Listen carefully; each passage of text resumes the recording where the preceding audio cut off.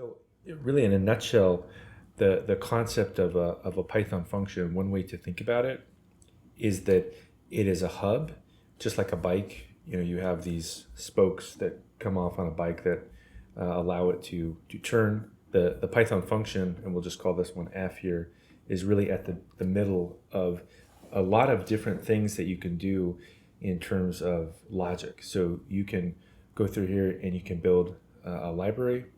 That's one application of Python functions, and we'll go into that in just a little bit.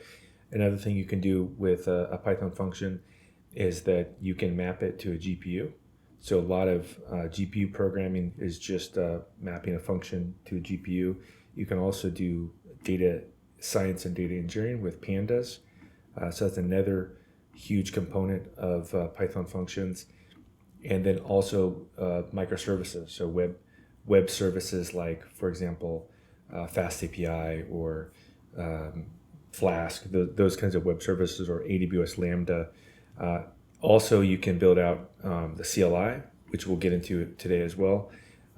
And you could also say it can map to events. And so with AWS programming in particular, you can notice how Lambda function in Python can respond to maybe like a file that's put into S3, and then you call that function and do something with it. So really, it's, in my opinion, it's the center of really a lot of the most interesting things you want to do in Python. And so that's what we're going to cover today, is how to build out all these different things and start from zero. And what we'll start with first is I'm going to create a repo and I'm going to share it. And this repo will be something that we can step-by-step build together. And once we build this together, I think it'll be a good journey to get to that hub and spoke model. So we'll call this functions from zero. And I'll put a description here that says a repo to learn functions. And I'll make it public so people can get access to it. Always a good idea to add a README file when you're building a new repo. And I'll also include a gitignore file and a license file. And that's really the basic scaffold. And then once I create this, I'll just throw this into a location where other people can get access to it. And here we go. Now other people can get access to this. And then what I'm going to do here is now build out step by step all the things that are important. And I'm also going to cover some of the emerging tools and technologies that really help someone go very quickly to becoming an expert in writing Python functions. So one of the ones that I'm going to show you that I think is really worth putting on your radar is this concept of using GitHub code spaces.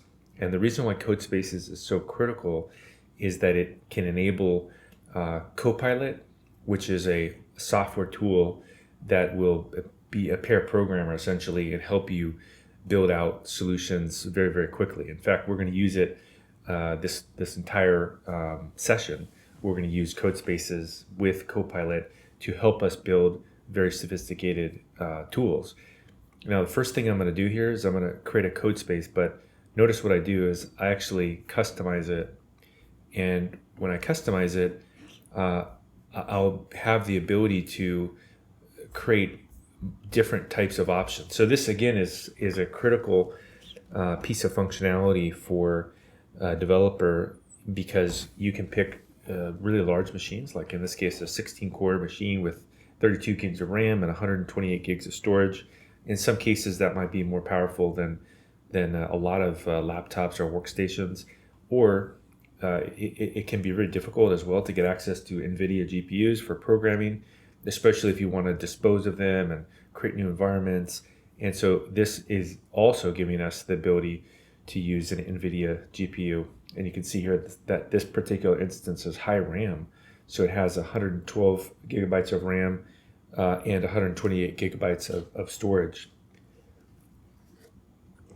What we're going to do today is we'll start off with this one. We'll start off with a 16-core machine.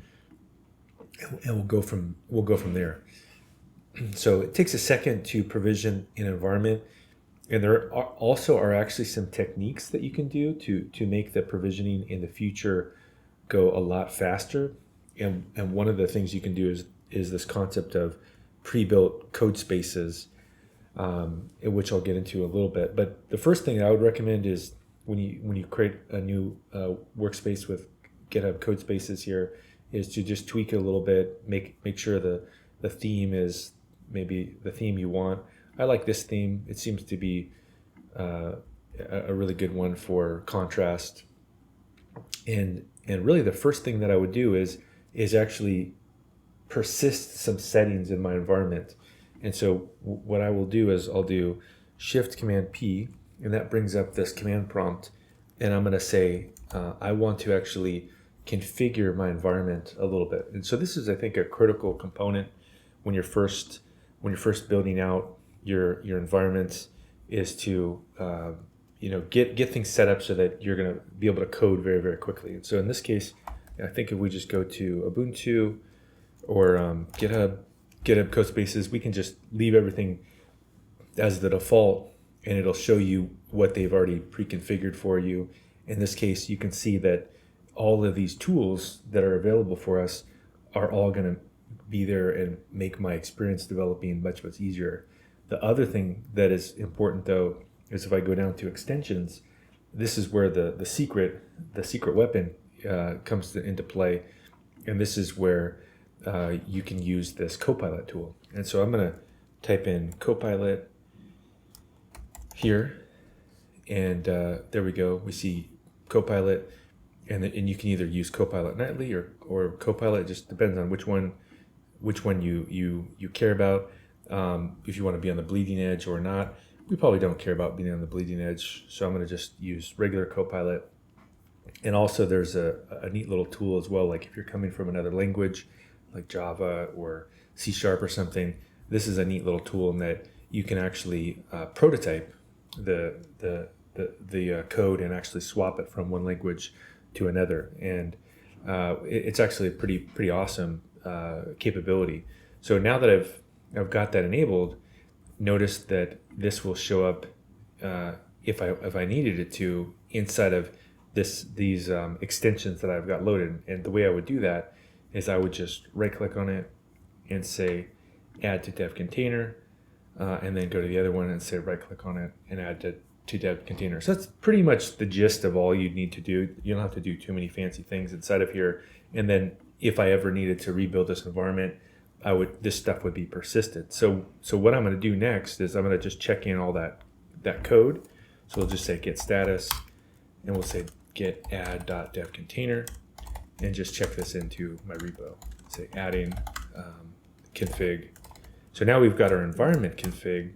So what would be the next thing to do would be to go back to this repo here and just toggle a couple of key settings here that will help us build statements and functions. So one of them is if I go to the settings here and I scroll down, we can actually go to code spaces, which is the environment we're working in.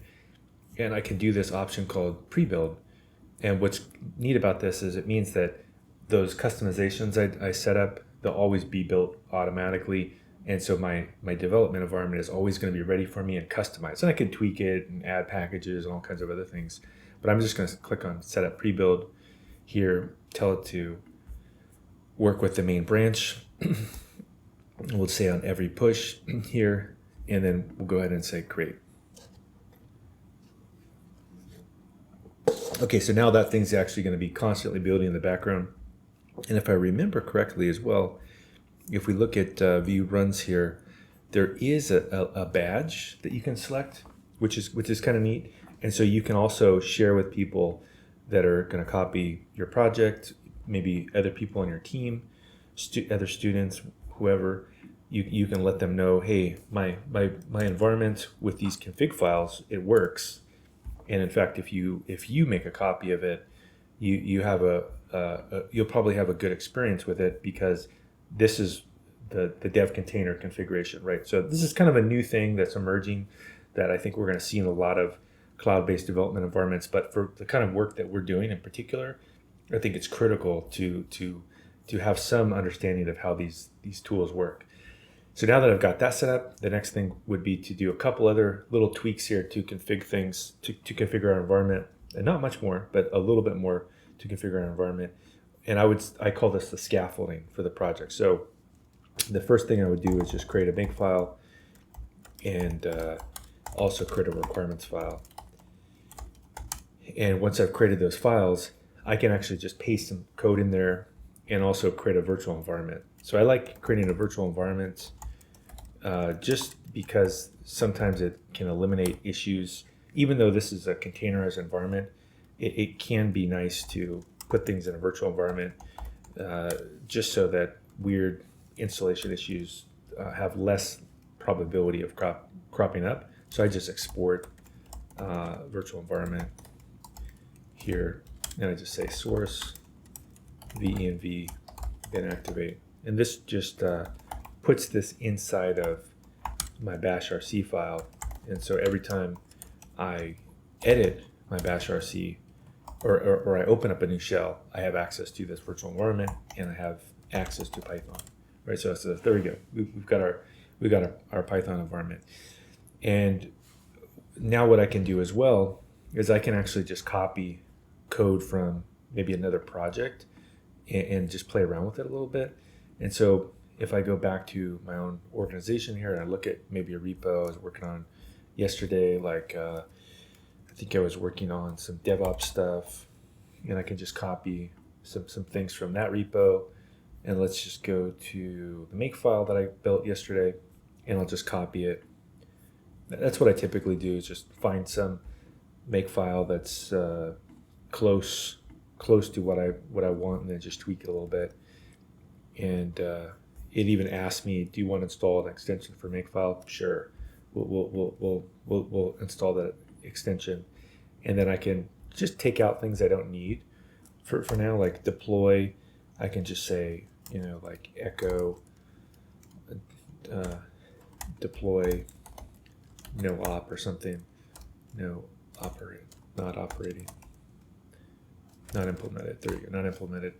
And then the rest of the stuff, like if I wanted to lint my container, if I wanted to do some other things in here, I think this looks pretty good. This is, and so the key highlights are, I install packages by just typing make install.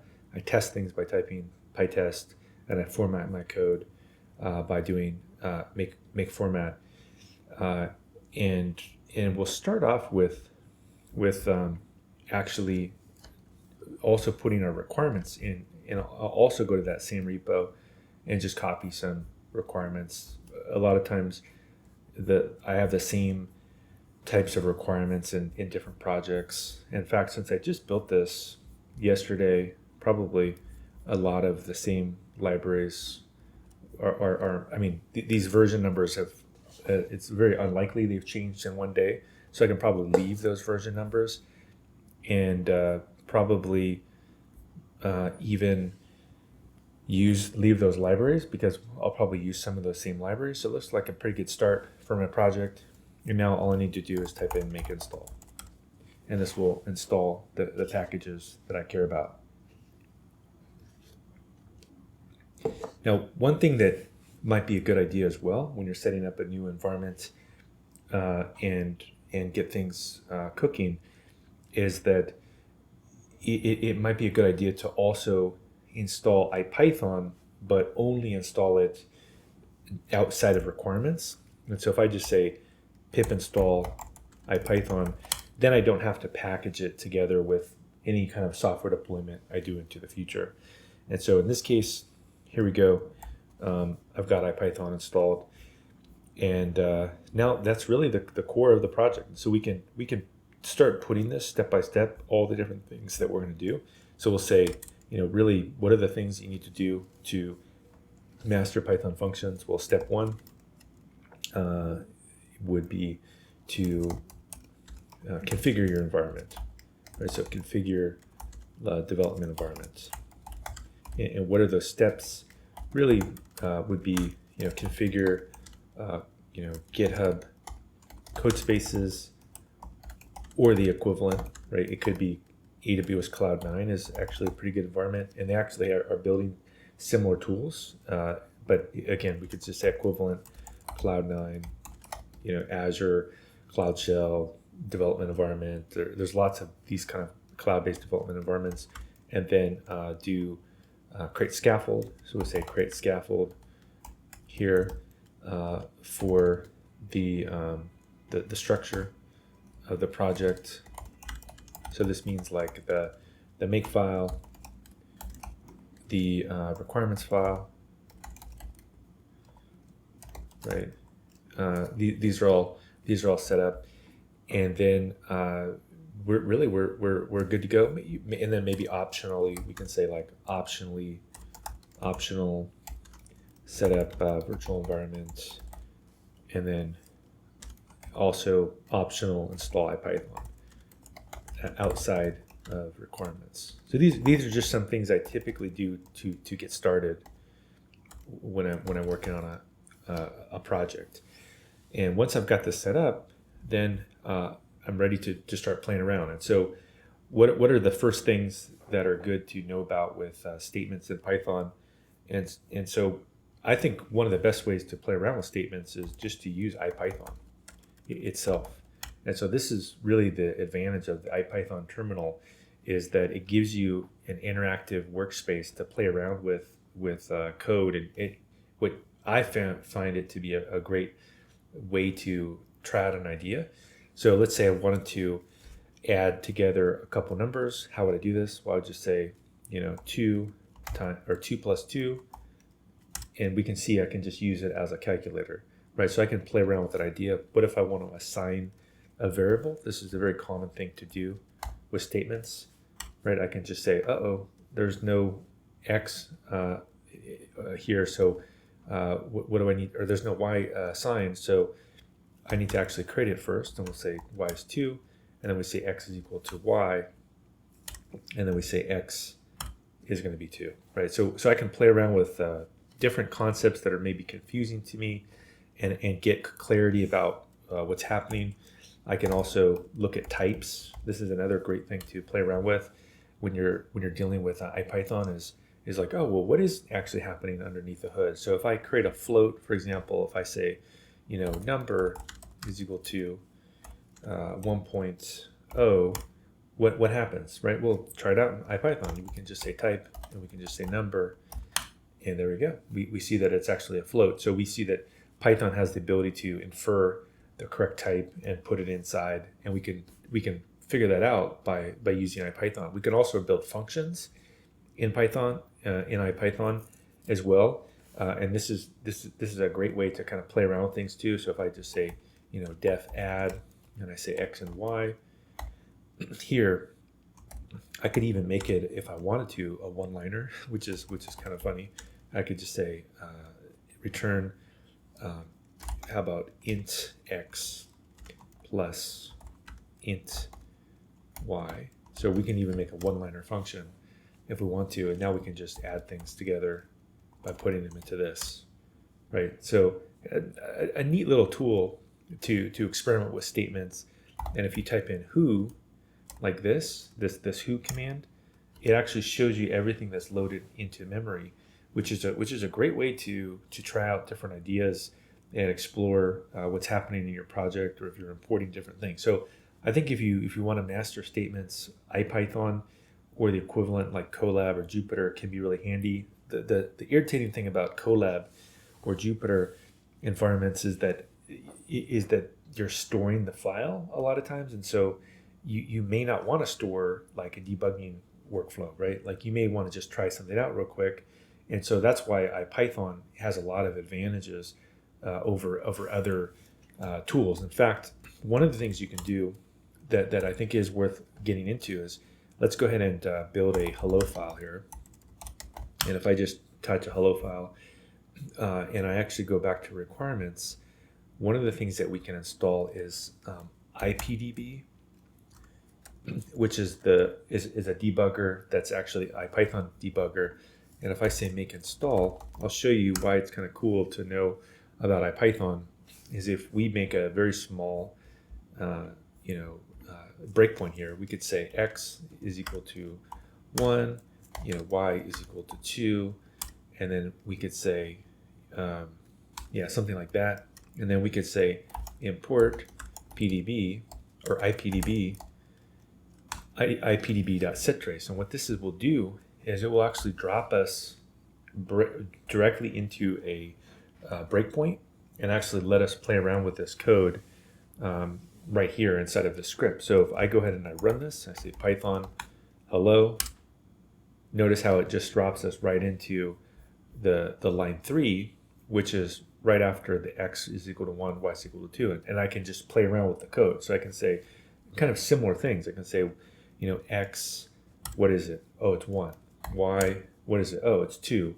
And then if I say next, it'll actually go through and it'll actually run that next line of code, right? And so I could even start playing around with z is equal to 4, and we could and you can basically play around with all of the things that are available to you by using this IPDB style. So this is a good skill to have, is to be able to use both IPython and IPDB, and I'll put a little note to that. Like we can even put this in our comments so that there'll be some documentation, and we can say like step 2 would be to get interactive debugging working, right? And I'll put an example like use IPython and IPDB. Actually, it would be IPDB, and we can put a comment here, a code comment or a code block, and just throw that in there like that, and we can just say Python, right? So pretty good skills to have to start prototyping out things inside of Python. And then once I've got this hello or something like this working, then we really have enough to actually build potentially the beginnings of the continuous integration system. And so I'm going to briefly talk about that. So if I go to here and I set up a new diagram here, and I put in here, we have GitHub here. We'll just call this Git, because it could be any Git repo. And then we've got our dev environment here. The key thing that we want to have from the very beginning as a developer is we want a feedback loop between these two environments so that you can constantly be testing your code, right? So you're constantly moving through and testing your code and making sure that this code itself will be working, and so this is essentially a feedback loop, and this is something that from the very beginning is important to set up, is this feedback loop, and we're going to do that right now by using something called GitHub Actions, and it's just constantly as I'm developing, I'm getting a feedback loop. Now the feedback loop could be Copilot, which is something that can help me write code. That's one of the tools that can feed into this. Another tool that can help us feed into this would be the build system, right? That could be another tool, and each of these plays a role. Each of these play a role in building good code. Another one that could feed into there is the linting, which we'll get into in a second. So all of these things are really nice tools to get us to constantly improve our code, and that's the concept of continuous integration, is to make your code just constantly better by improving it. So if I go back here, how do we actually do this? Well, if I go to my makefile, notice that I have this kind of a long statement here, but basically what it does is it says that, and I can take out maybe a very fancy thing and keep it a little simpler. It says, if I see any test files, don't lint those. But if I see a Python file. We'll leave this for now. A Python file, then go ahead and format lint the Python file, and then this other line will format our code. So if I type in make refactor, it actually calls both at the same time. So I think this is a pretty good pattern, is to format your code constantly and lint your code constantly while you're developing, and also get suggestions from like a tool like Copilot. So if we go here and we say make refactor, we can see that it actually went through and kind of cleaned it up a little bit.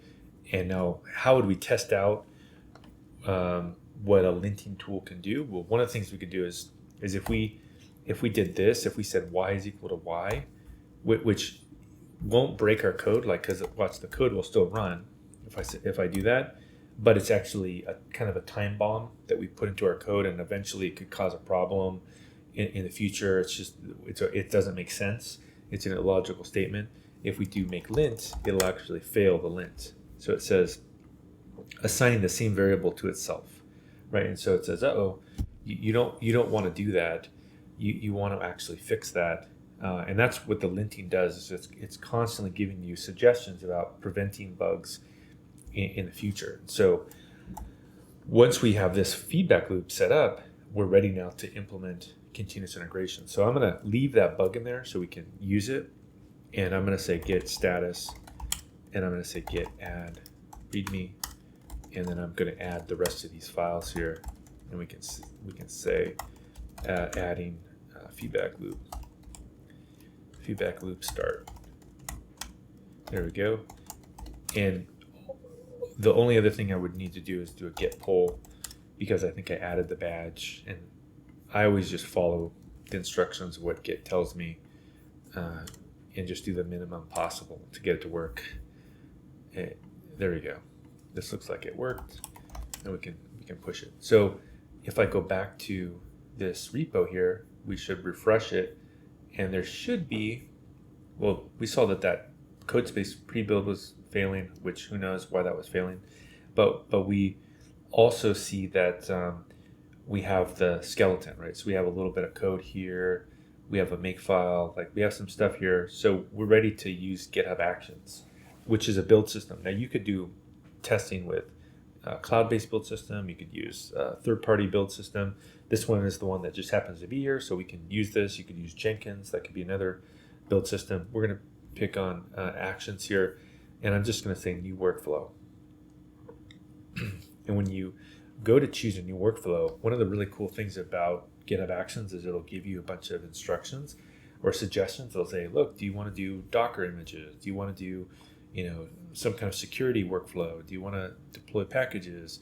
Do you want to, deploy web applications?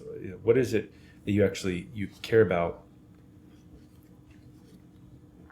And it'll give you essentially like a guide for doing things, right? Which is pretty cool, actually. It's worth diving into this and playing around with it. But we're just going to set up a really basic one here. And what we will do is I can just use this as a template and just tweak it a little bit. And so this template, I think a good thing to do initially is to remove the comments, because they're helpful, but they also take up a lot of space. And so we can just get rid of all the comments here. And in fact, you know what I'm going to do is I'm just gonna commit this. I know it'll fail anyway. I'm going to commit it, and then I'm going to go back to this environment, and I'm going to edit it from my GitHub code space. So let's go ahead and say git pull. There we go. And now if we notice here that there should be a .github file here with a YAML file. So now we have a little bit of a cleaner environment to edit that. And so I think that's a great way to work, is to use these clean environments here that are easier to develop with. So we'll just take out some of the code comments here. And so this step here is telling us that it's going to run on the Ubuntu latest container image, and this will be the actions that we use, or the version of it. And then this is really the start of it, is we would just tell our build system what it is we want it to do, and it should be pretty straightforward actually. What I would want to do is I just need to name it something. So in this case, we'll call install. We'll just say install packages. And then because I have this nice make file here, I can just say make install, just like that. So I'll just go here and type in make install like this. And then the next thing I can do would be lint my code. So lint, and I just do the same thing. I just say make lint, and it just whatever steps I want to do. So if I wanted to test my code, I would do testing. For now, we can just leave it with installing our software, linting our software, and maybe even formatting our software as well. So we can say name, format, and then do run, and we can say make format. And this is pretty good because it should highlight the fact that there's a little bug inside of the code that we need to fix. So let's go ahead and do that. So let's say git status here, and we'll see that this file has changed. So we'll add it, and then we can go through here and add new lint file. Okay, great. Now that this is running, if we go back to this location and we click on the actions button here, we'll be able to see that it actually triggered a new build, and this new build we can actually watch it while it's getting set up.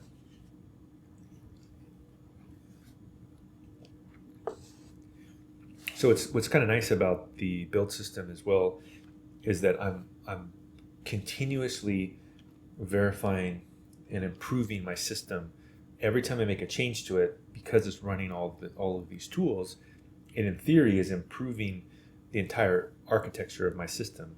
And here we go. This is what I was expecting. Was it failed before it got to the format step, and it says, look, you can't do that. That's not a good idea. Our build has failed. Fortunately, very easy to fix, right? We just go back to here and we get rid of it. We get rid of that bad code, and I can do make lint locally here, or if I wanted to say make format, make refactor, right, which is clean up the code, formatting, and do the lint at the same time. And if I say get status, we go ahead and we add it in here, adding fix.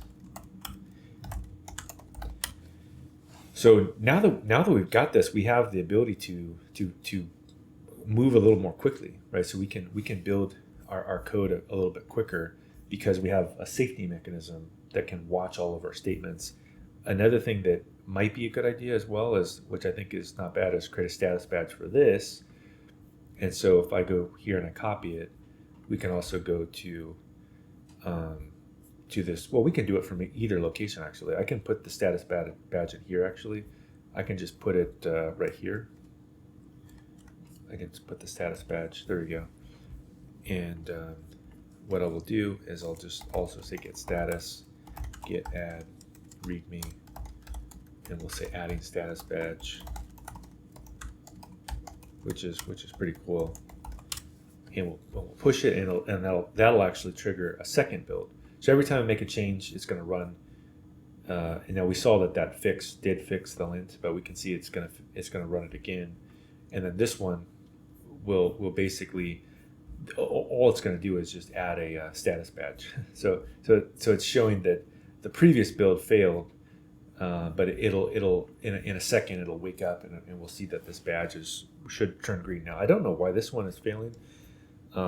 It's not really that important because it's just the pre-build of the project, but in the future that could be a something that I could fix as well.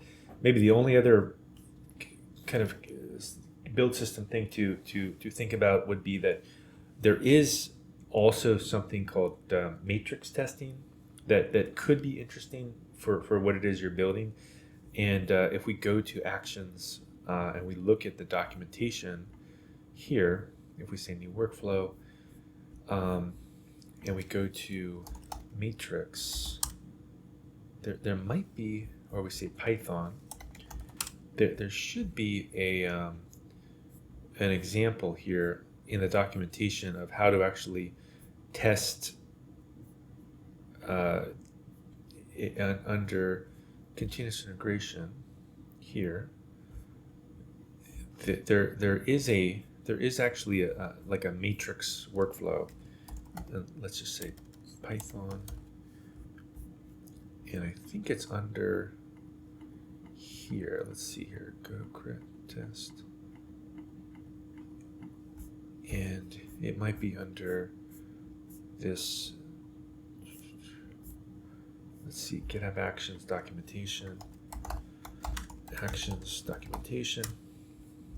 We'll click on it, and if we go to the guide for Python, so if we go to examples, we'll search for matrix. There we go, using a matrix. That's what I was looking for. So one of the things you can do as well is you can actually test multiple operating systems as well, which could be really handy for especially if you're building things like functions that maybe need to use a certain operating system because they're going to be deployed in the cloud. This could be a really good strategy. Or you also could test different versions of the language as well. And so in particular, I believe there was one for Python, right? Let's see, Python matrix. I thought there was one, that there was an example, but in general, that's just more of a FYI, is that you can test multiple operating systems and you can also test multiple versions of Python. But this is good enough. We have things started. And so what else could we do here to kind of kick off or finish up the statement section? The thing I would say is that now we can potentially start to learn a little bit about how Copilot works. And so one thing to remember about Copilot is that the prompts are really critical.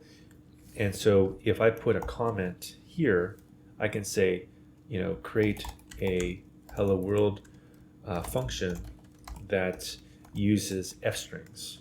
So the prompt is is very critical to actually getting it to write the right statement. And so in this case, it says a function, right? And we say print hello name, and then I can then decide how I want to call this, and we can say something like call the function using if under name. And so there we go, hello world, right? And so basically the prompt essentially takes the skill as the developer, and you actually harness your skill as a developer into understanding how to prompt the Copilot AI to actually write the right code for you. So there's a little bit of a skill here, and I've learned as I start to get better at this is the prompt. I may change it and kind of go back and forth, but this is a great way to practice statements in Python, and we can just try it real quick, right? If I just say Python hello, right, we see that it works, and I can just use it as a scratch pad. I can test out anything I want. I could say like, create a list with 10 random fruits, right? And so with 10 different types of fruit, right? So the prompt again is it's good to have a feedback where you go back and forth. So we say different types of fruit, and we go here, look, apples, pears, oranges, and then we can just decide what it is we want to do with them, and we could say like loop through the fruits and count the total. So we could say loop through the fruits and count the total fruits in the list. And so we say for I in fruit, print I, print len fruits, right? So which is pretty neat here is it's actually showing you kind of an elegant solution in some sense, right? Because you don't need a counter to know how many fruits there are. It's actually only needs the length of the list to actually generate the fruit. And so it kind of gives you some ideas of what you want to do. And then I even can do this. I can just say like, use an F string. So I can even prompt it, right? And it can give me new ideas like, oh, okay, the fruit is this fruit number, and then I could also build a prompt here that says like, the total number of fruits in a list, right? And so I can actually ask it for basically a nice print statement that loops through this list, and then I also can ask it for basically a summary of what it is that it's building. So really with statements actually in Copilot and this kind of a mechanism, it really is, in my opinion, the future of how code is going to get written. And let's just run it real quick. Let's just say this, right? There we go. Pretty neat. And I can then now go to my makefile and I can say refactor, right? So I can say here, make refactor. So the Copilot is extremely good at actually giving you suggestions for boilerplate code. And I think that's really where it shines.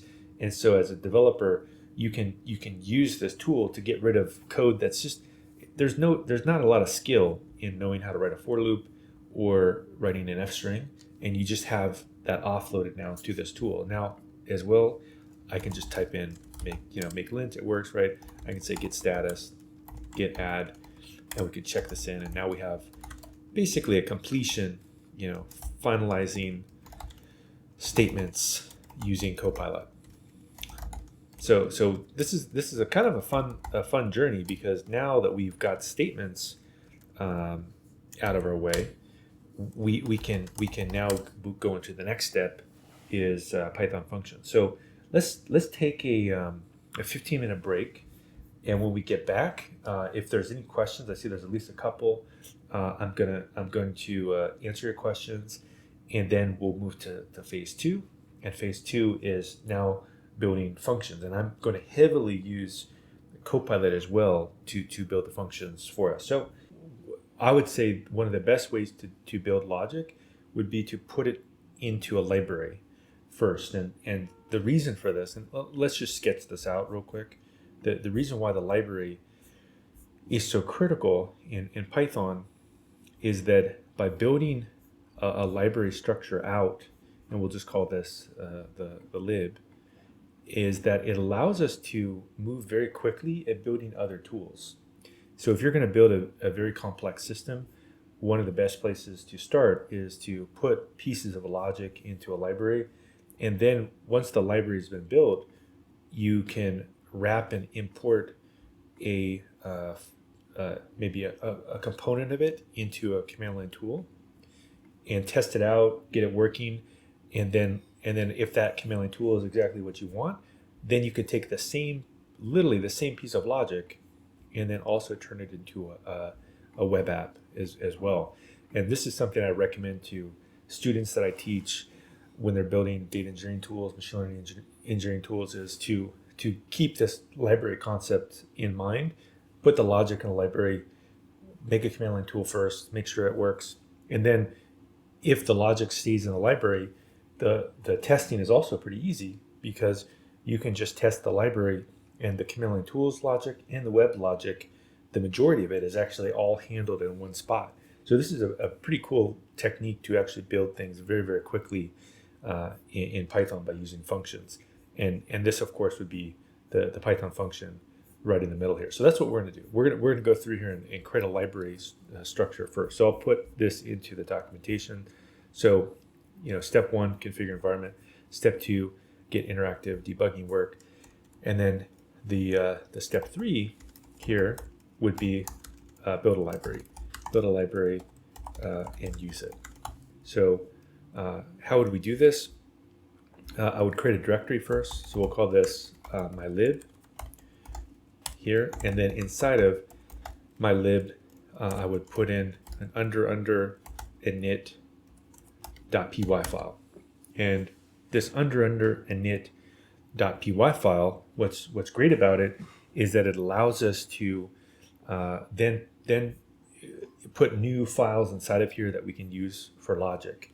And so one of the easier ones to maybe start playing around with would be a calculator. So let's go ahead and do that. Let's just say touch mylib calc, and we'll shorten it, and then I can look inside of this this library right here, and here's where actually something like Copilot also is pretty amazing, because I'm going to build essentially boilerplate code, and I don't necessarily need to write it when the boilerplate code could be written by Copilot.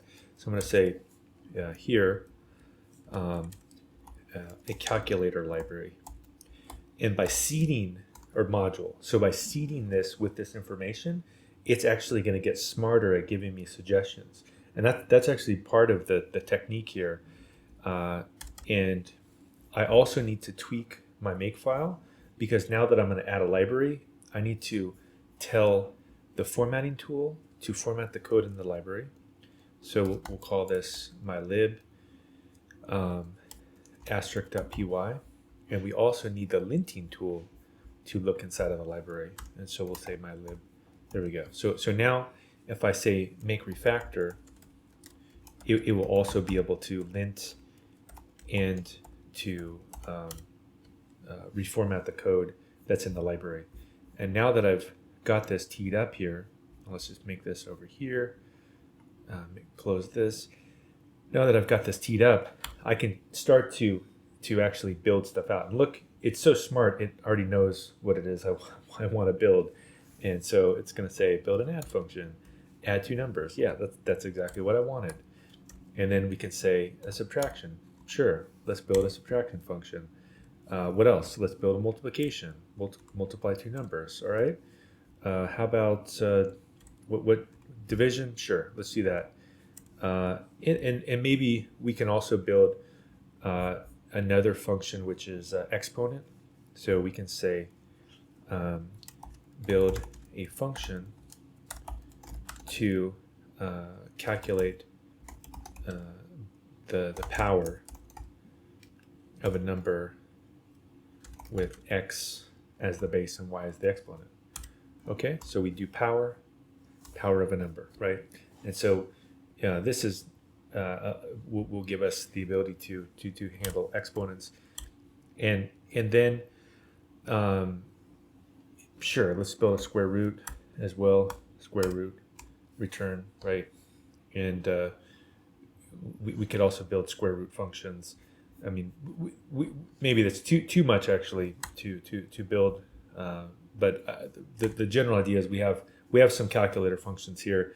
And then how would you actually start playing around with this? I think one of the best ways to play around with it is to go back again to IPython and to start playing with the module that we've written. So I'm going to type in IPython, and I'm going to say from my lib .calc import, and then whatever it is I want to actually import. We could say star, because I'm just playing around with it.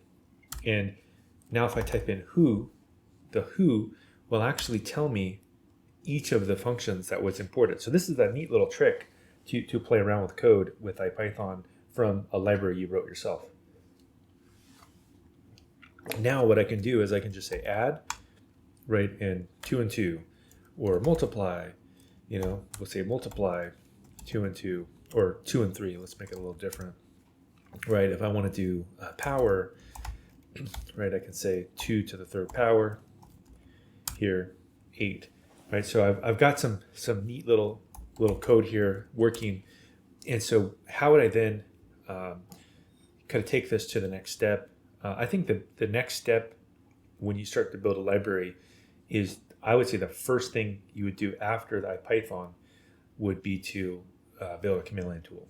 And so what we can do is actually build a series of command line tools that invoke each of the library calls that we make. And so I would put this here. I'll just say touch, and we can call this calc CLI, or we can say cal CLI. How about that? Cal CLI.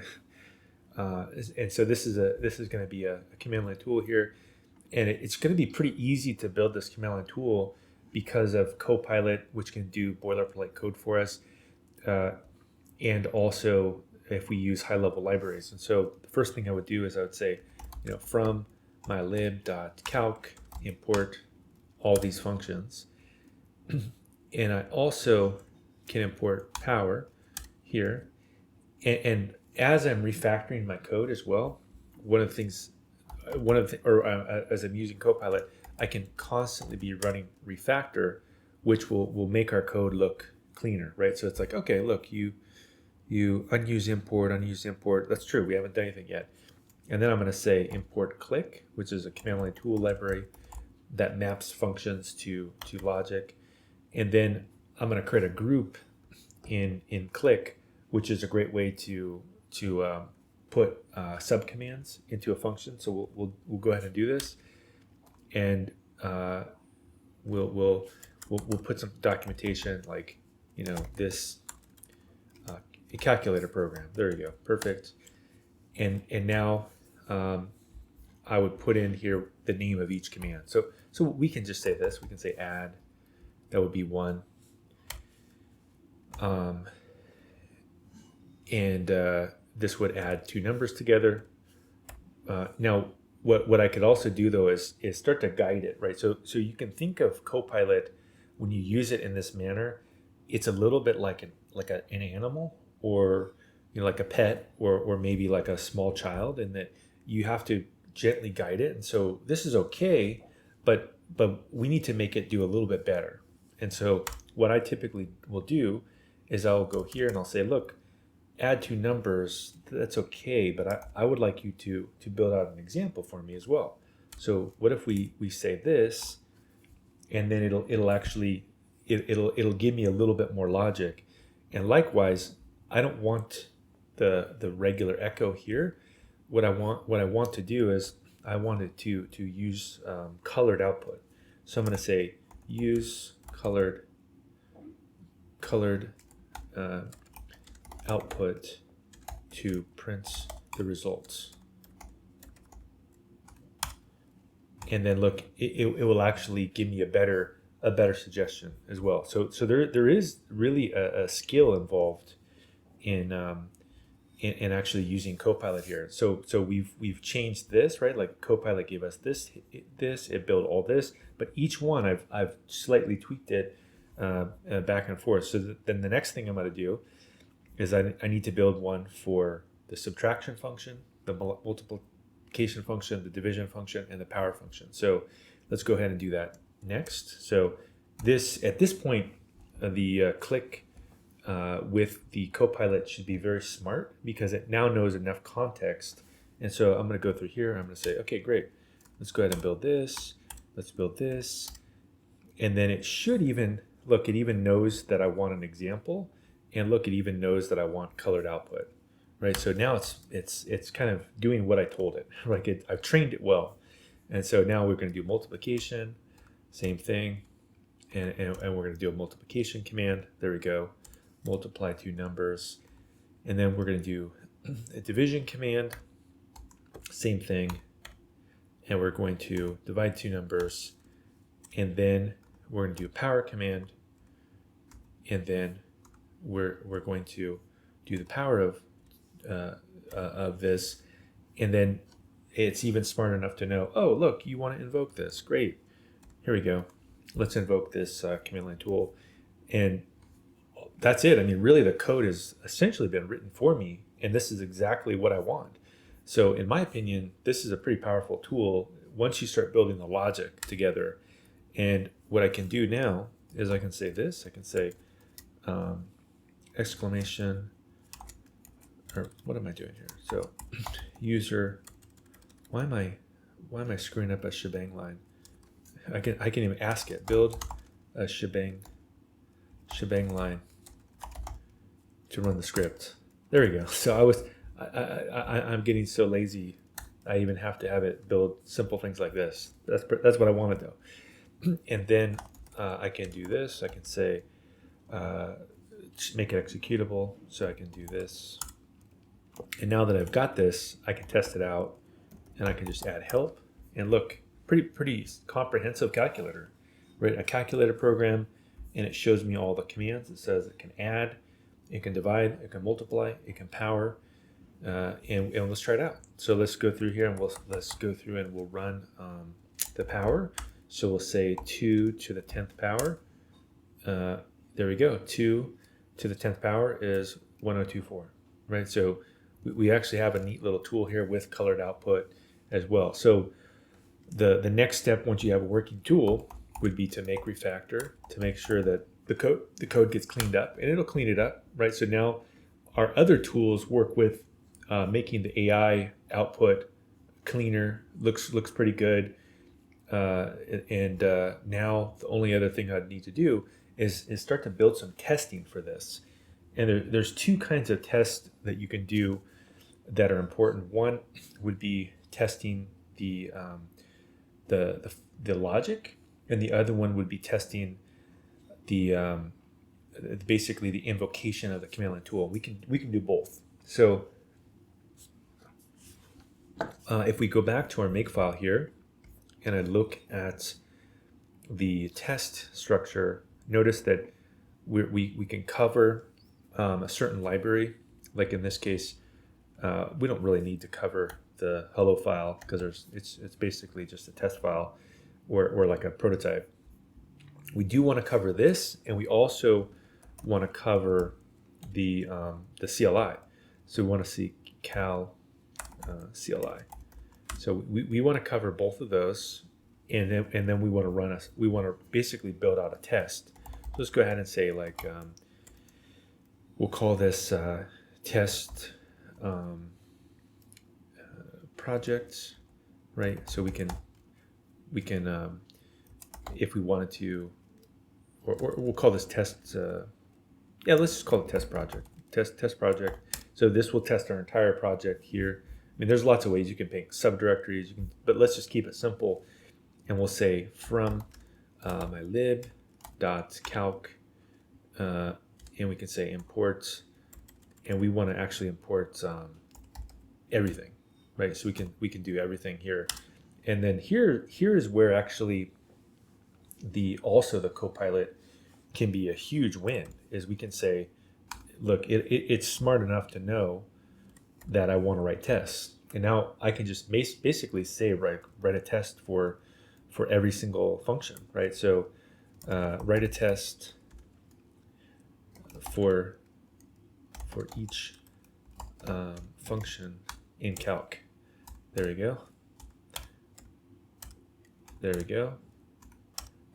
And there we go. So again, the prompts are key here, because now I believe, I think this is it. I don't think there's any more, because I think it's just 1, 2, 3, 4. Yeah, I think this is it. And from here, if I type in make test, we have 100% test coverage. And look how simple that was. And it's boilerplate code. Really, there's not a lot of reason for me to write this code when the AI tool can write it for me, and it did a very good job. So then the other thing that we can do is we also can use click tools to invoke this command line tool. And so now I'm going to say, no, I can also say that this particular tool, cal CLI, was never imported because I didn't import it. So I need to say from cal CLI import CLI. So now we can actually test it. And if I do make tests, it should show that, look, there is a little bit missing because we're not invoking the command line tool itself. And so now what I could do is I could say use write a test for each command in cal CLI. There we go. And so now I need to actually import the click runner. So let's say import the runner from click testing. There we go. And it even tells me exactly how to do it. So we say from click testing import the runner, which will invoke our tool, and then we just say invoke the runner, and we can say runner is this. Now I don't know if that's exactly what I want to build or not. So let's look at the click documentation. So let's say click test documentation. So it's not a panacea, the Copilot. You still need to know how it works. And so, okay, we want to put it inside of there. Okay, so that's how we invoke it. So I'm gonna put this inside of here. I mean, I guess you could make it into a fixture, I guess, which we could do. We could say from or import pytest, and we could say pytest.fixture, and then the fixture would be the runner, and now that would work actually. And so basically, what a fixture does is it sets up and tears down this runner for each test. And so in this particular example, it's going to pass in add 1 and 2, and it's going to assert that this is in the output. So let's try it out. Does this actually work? Now it's probably going to need to be changed a little bit, because we actually care about this. We care about assert that 3 is in the output. There we go. That's what we care about, is we know that if you add 1 and 2, 3 should be in the output. And now we can write a test for the subtraction and do something similar, right? So if we say subtract 1 and 2, minus 1 should be in the output, and right, and then we could build out the same thing, the one for the multiplication, and we could build up one for the division, right? So really a great way to build out tests for our code. And this, I think that's it. I guess you can do a test for the help command, which I didn't even think about, which our tool is telling us. And if I look at it, let's double check that that's in there. A calculator program. Oh, okay. So I guess it is. So now if I do make test, we have 97% test coverage, right? So we have this the Copilot has really been friendly with us in helping us build a nice little tool here. So again, I would just type in refactor to just clean things up a little bit. Our code looks pretty good. Let's go ahead and say get status. Let's add all of this code into our build system. So we'll say get add and check this in. Say adding project files. There we go. And we're going to go ahead and push that in. And now that we've pushed those files inside, the next step is to go back to our repo here, and let's just double check the build process.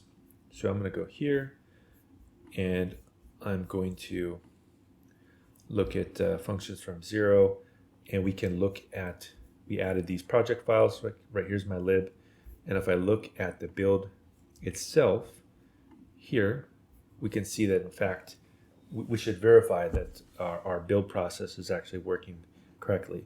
So I think this formula is really a powerful formula to build tools very, very quickly, and it's pretty amazing actually what you can build, and how amazing actually the system is. Now, one thing that we need to change is we don't have any testing yet in this. So I'm going to go ahead and change this. So I'm going to go to GitHub, the file here for the build system, and see here we only have a make lint and a make format.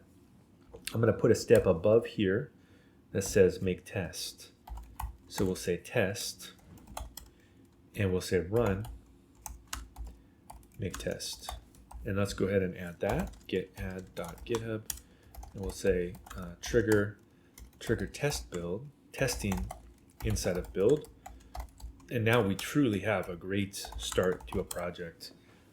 Very high test coverage, good library, a command line tool, And in my opinion, this is really how to build complex systems. Is you start step by step building little pieces into a library, and then build chameleon tools that do the work.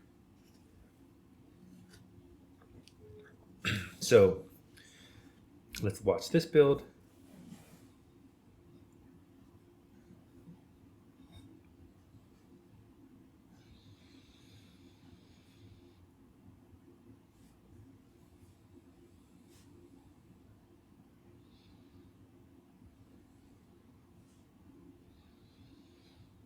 All right, this should run in a second here.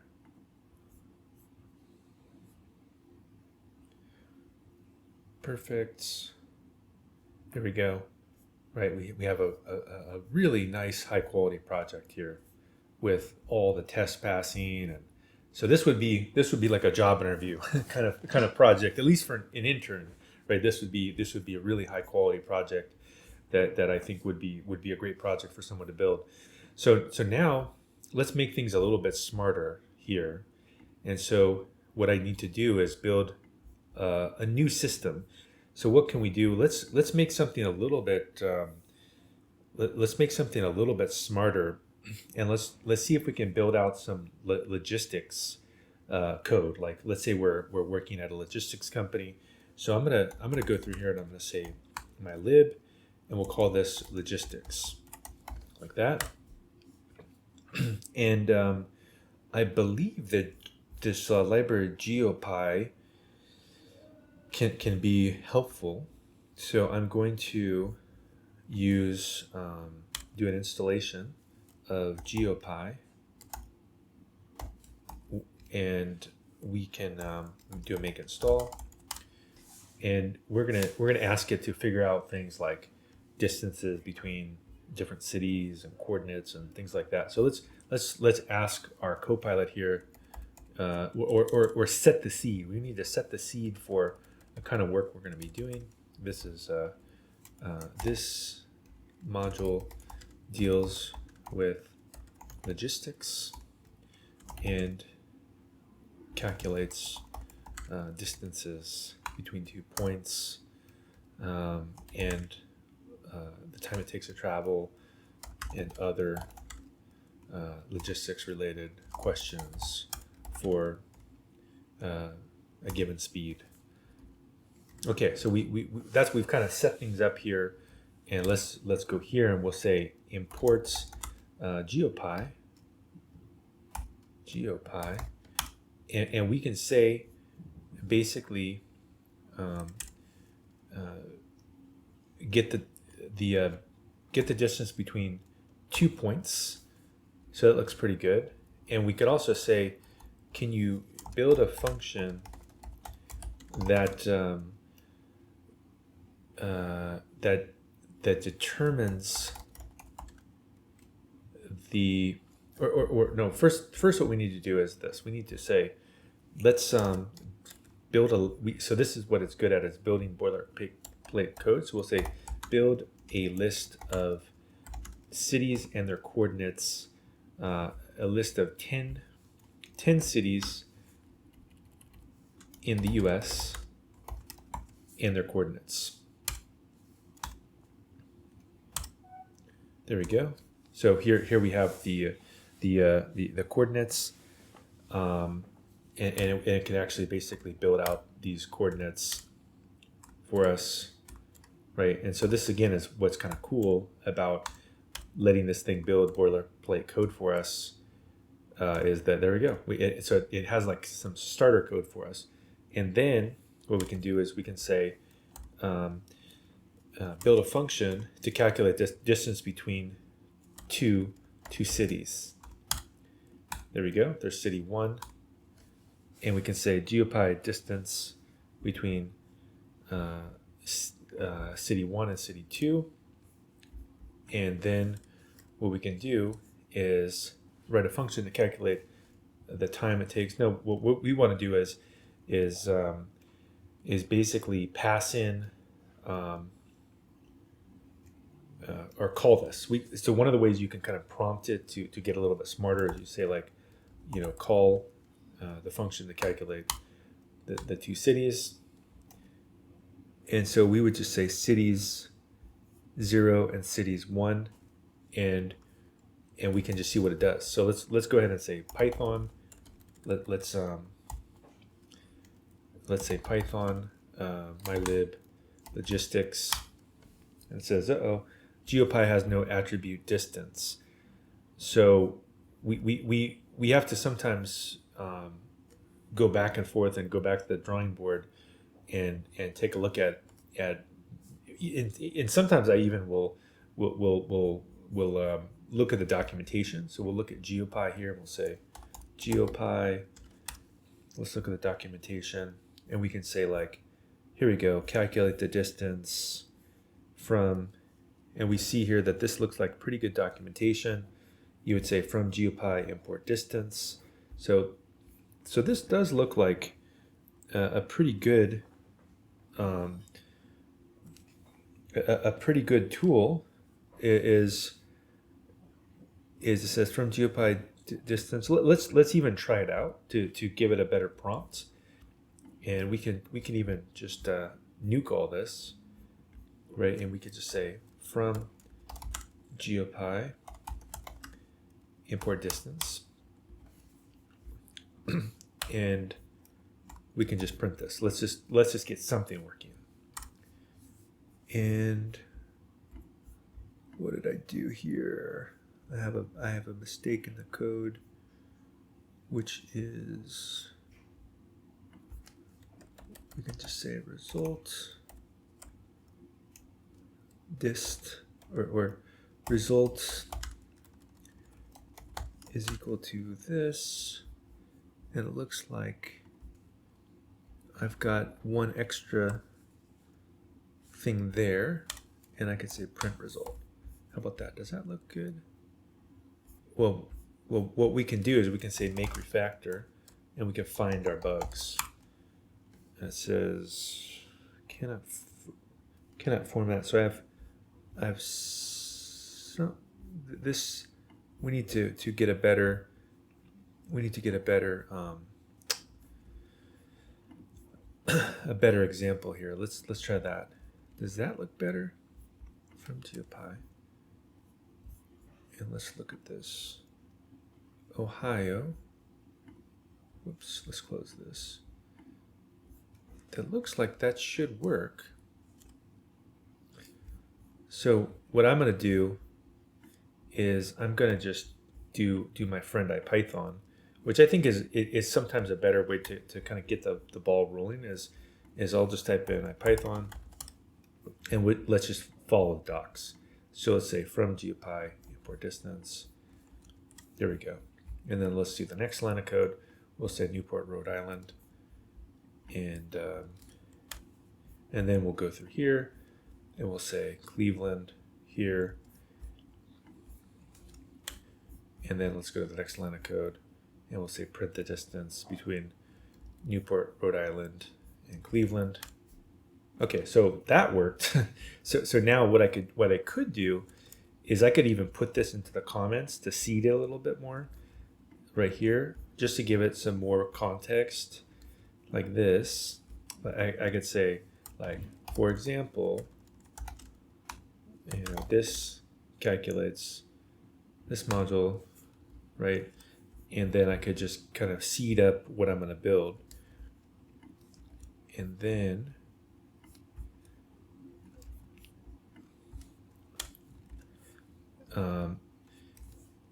and then maybe I could even get a little bit smarter here, and I could just say from GeoPy import distance, and I could say here's the distance between 2 points, calculate the distance between 2 points, and then let's see if this would work. And we could go print distance between 2 points, and let's see if that works. Make refactor. That looks like it's good. So we know the code is logical, and now we can say Python mylib. So this, I kind of just flushed out some of the bugs that I had here. So this looks decent. And so now I got some things cooking here that I can use.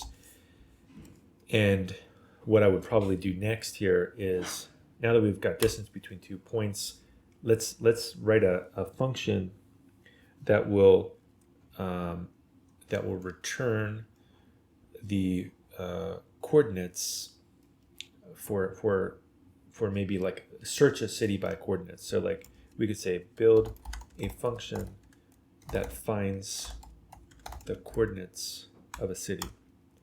Find coordinates city. There we go.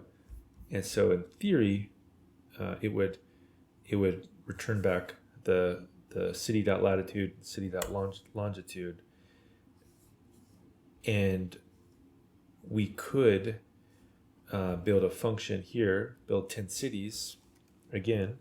So we could say build a list of cities with their coordinates. And so now it should be a little bit smarter, and say like make it a list of cities, and let's just say cities, or we can even make it uppercase to clarify cities equal to, and now it's gonna make New York, Los Angeles, Chicago. So this is now a little bit better of a prompt, and we've kind of seeded our system here to be a little bit better. Looks pretty good.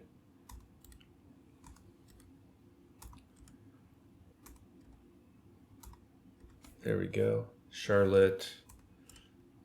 That's good enough. El Paso. Let's end it. we got enough. So what we can do is we can say calculate the distance between all of the cities, right? So we can say, calculate the total distance between a list of cities. There we go. There's a list of cities, and we just say total is equal to for I in range, the length of the cities total, and then we do the distance between 2 points. This is pretty good. This is pretty good. And so if we just do a refactor here, we should be able to clean this up. This is enough for me to build a tool, and we can just say make refactor to clean it up a little bit. Oh, there we go. Looks pretty good. And now I would build out logistics, or we'll call this logistics CLI, like that, logistics CLI. And then we'll do the same thing I did before. I'll just say from my lib dot logistics.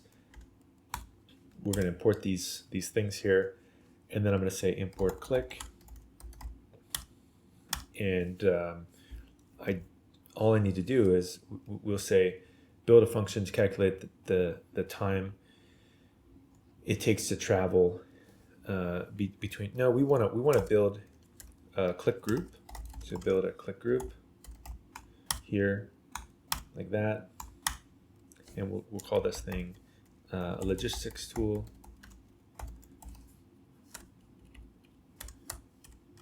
And then we can basically build, we'll call this distance here, and this tool will just take the distance between two cities. So let's find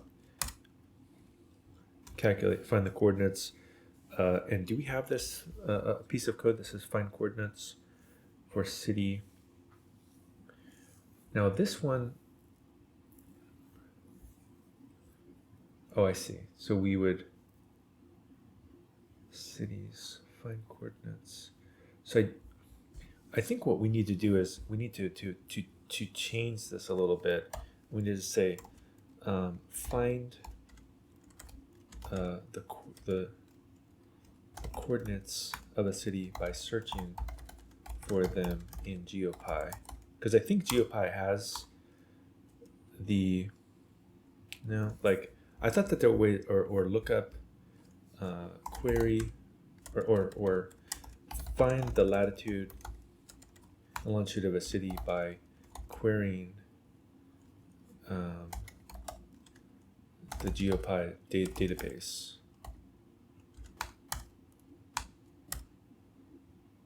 Yeah, I don't know if it has that actually. I'm not sure if it has the ability to find distances support simple arithmetic. So maybe we just we punt on that one for now, and we don't even we just go with the distance. Let's keep things simple. Let's keep these simple for right now, and I'm going to go back to my logistics tool here, and what we can do is actually we can just say build a quick command, and we can say total distance, and we can say this one will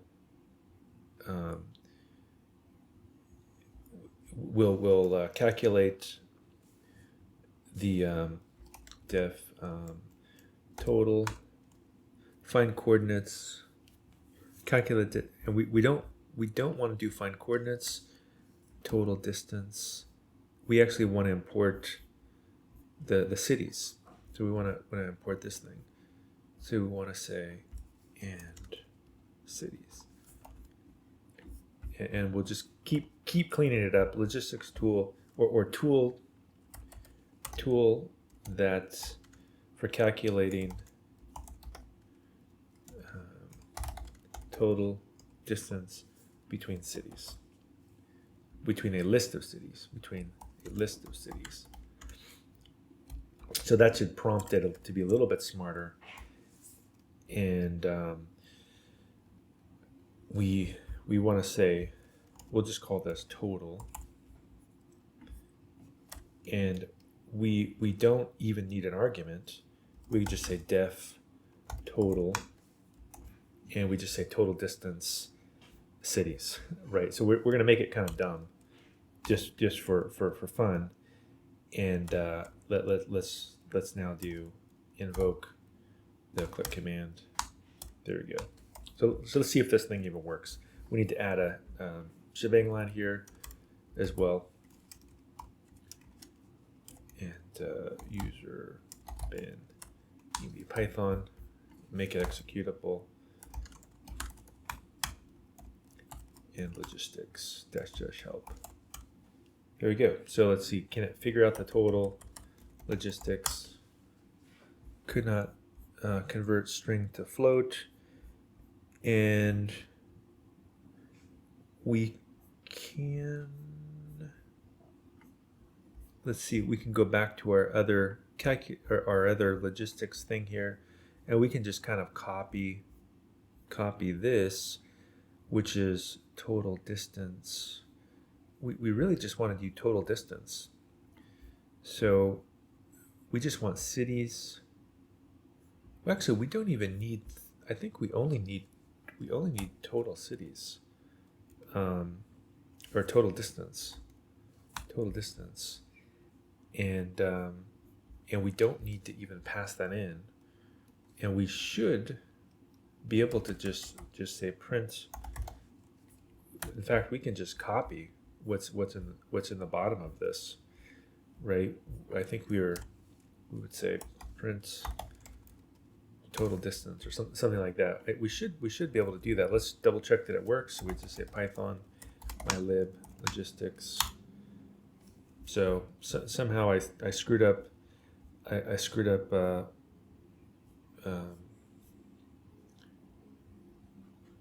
Something here. It was working before. I'm not sure what I screwed up, but the general gist of this is, without getting too into the weeds of this, is that you get this, the logic back and forth, map it and flush it out. I'll just for now just leave this here, and we'll just move on. I'll check it in though. We'll just say git status, and add these, and we can say git add logistics. And I'm going to write my tests to get this code working a little bit better. So one of the things that we can do is we can actually go back to our project here, and I'm going to make a specific test file just for this project. So I'm going to say touch test logistics, and I'm going to inside of this test file, I'm going to say from my lib.logistics, and I'm going to import the cities, distance between cities, and the print cities. So what I want to do is I want to build I want to write a test for the distance between two cities here,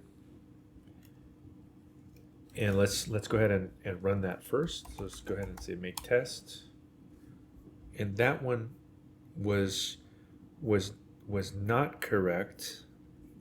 It's close, but we can basically say we could do something like this. We could say assert that let's just put the right value in. Let's just use that, and let's go ahead and make a test. There we go. And then I could also one of the things I'm going to do is build a function here that actually will just print out the city names. And so we could do that real quick. We could just say print cities, and just double check that works. So we'll say Python mylib logistics. There we go. So we're able to print the cities, and I think that'll make it a little bit cleaner for me to verify that things work. And I could say something like, I can make a test that says, def test print cities, and assert that maybe like one of these names is in print cities. In fact, the print cities, we can even have it return the output, right? So we could just say like return. Yeah, we could have it printed. We could have it printed and return it. So we could do both. There we go. And so if we go through here and we say make test here, what this test would do, right, is it asserted that was in there. Let's double check that. We'll put in I don't know, like Cleveland or something. It was something that wouldn't be in there, just to verify that it will. There we go. Yeah, see that didn't work, or a misspelled word. So we have actually a test there as well. And we probably don't even need to print this as well. We can basically return. We just want to return the list of cities, right? This would be, and we'll call this city list, cities list. Return the list of cities. And now if we just run this, right, that looks good. And now if I just say make refactor, again, just constantly kind of cleaning things up, we see that there's some issues here that I now need to go back to my command line tool and fix. So once we get this fixed, then we can build out the actual next thing. So I'm going to just start over a little bit here, because I only need to I don't need to import cities. I just need to import these two functions, cities list. So I'm going to say build a click group. We'll say build a click group, and we'll put some documentation here that says logistics, command line tool, and then we will it loves to give me this one, but that's not what I want. What I want to do is I want to say cities, and I just want it to print out the cities. That's exactly what I want it to do, is list cities. And so we could say example as well, like this, Python, and we could even clean it up a little bit here. That looks good. And we can even say like use the city to print with color.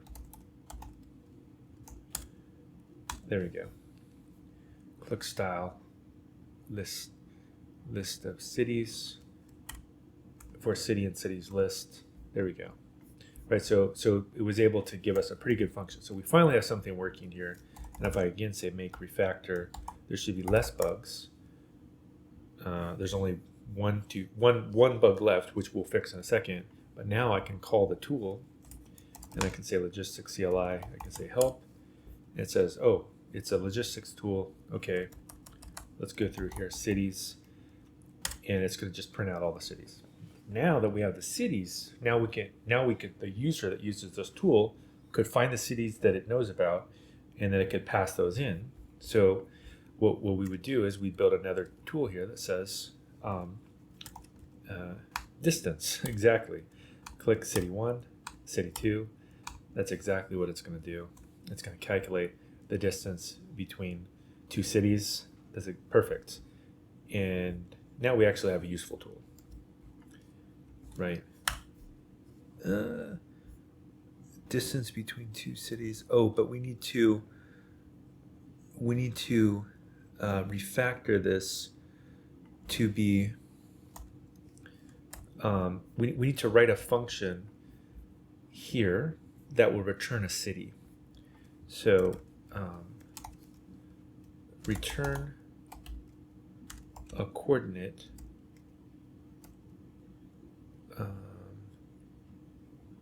Calculate the distance between 2 points. Let's double check here. So it's going to be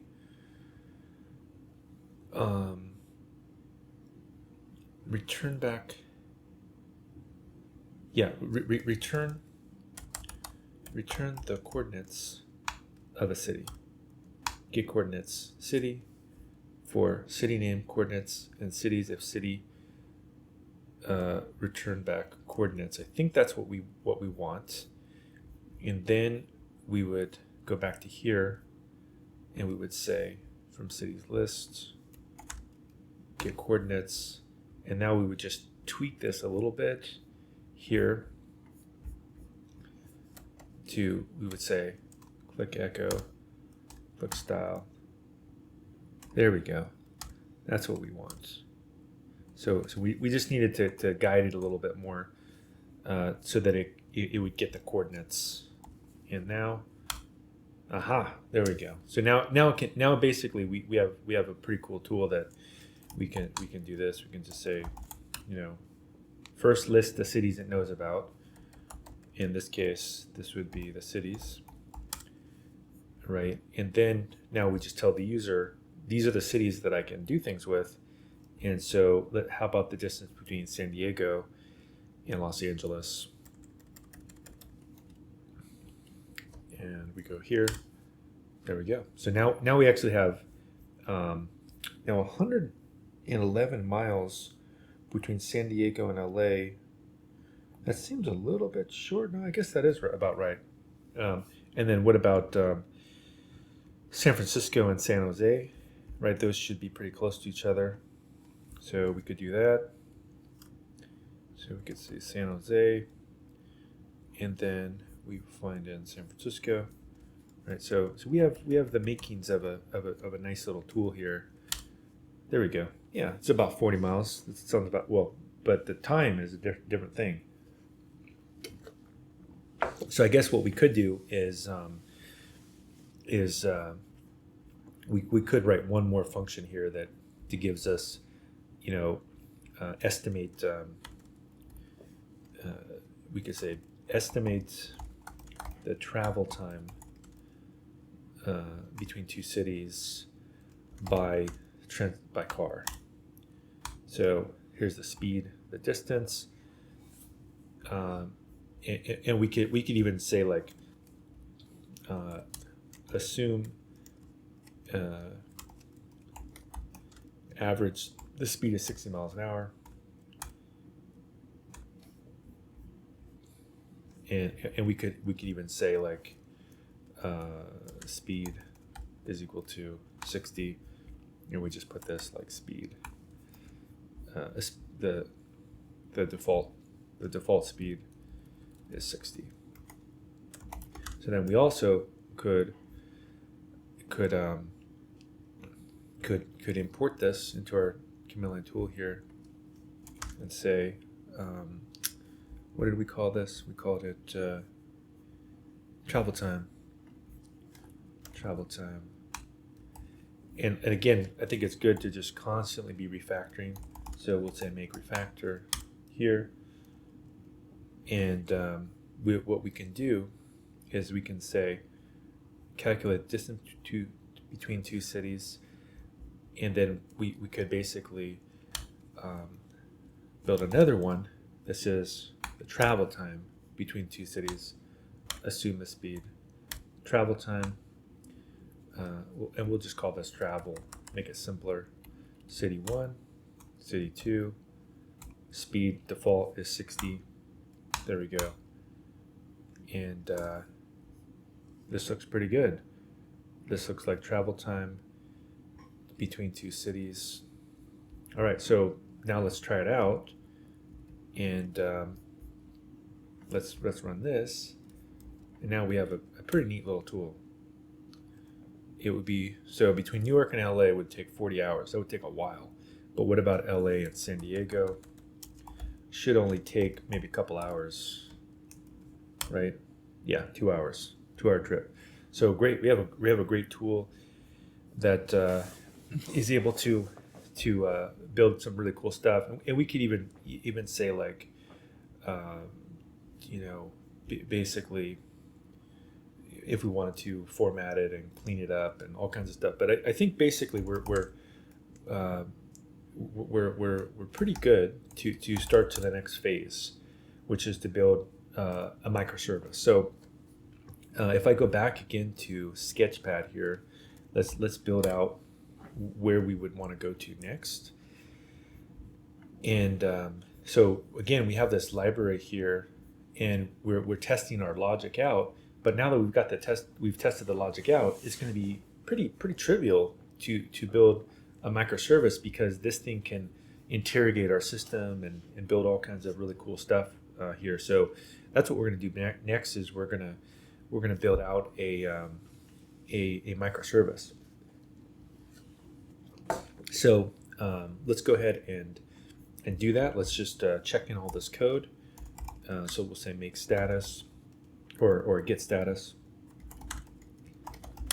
There we go. Then we'll add all this. Get commit, adding logistics like this. And from here, what we will do is we will be able to build out this microservice, and this microservice will start off by creating a main file. So we'll call this one main, like this. And we also will most likely want to build out a little bit more of an import as well, so we can run this. And so what I will do is double check. Yeah, we have fast API. We have this. I think it's pretty good to go. So what I can do is take a look at a previous repo here that I built earlier and steal some of the code that I was building yesterday. And let's build a microservice here based on some of this. Will be actually much different though. So here is our main file, and we can basically use this as a scaffold here. So I'm going to go back to this, go to this main file, and just tweak this a little bit. So we probably don't need a lot of this stuff for now. And what we will do is we'll say hello fast. We'll just call this hello fast API, or we'll call this hello logistics Inc. Right? We're building a logistics company from scratch here, and the model we'll call this is we'll call this city, and we just need to import the right things inside of here. And so what we want to do is import the library that we just built. And so I'd say probably returning a list of cities is probably a really good one to start out with. And so what we can do is we can say from logistics, from my lib.logistics, imports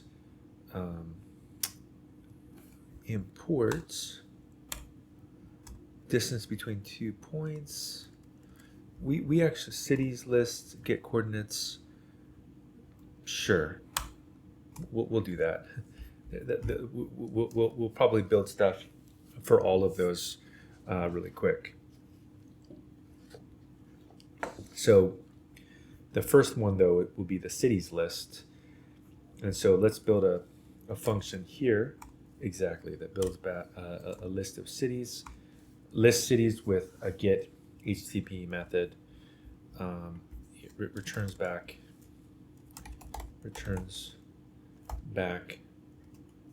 a list of cities that are available to get further information.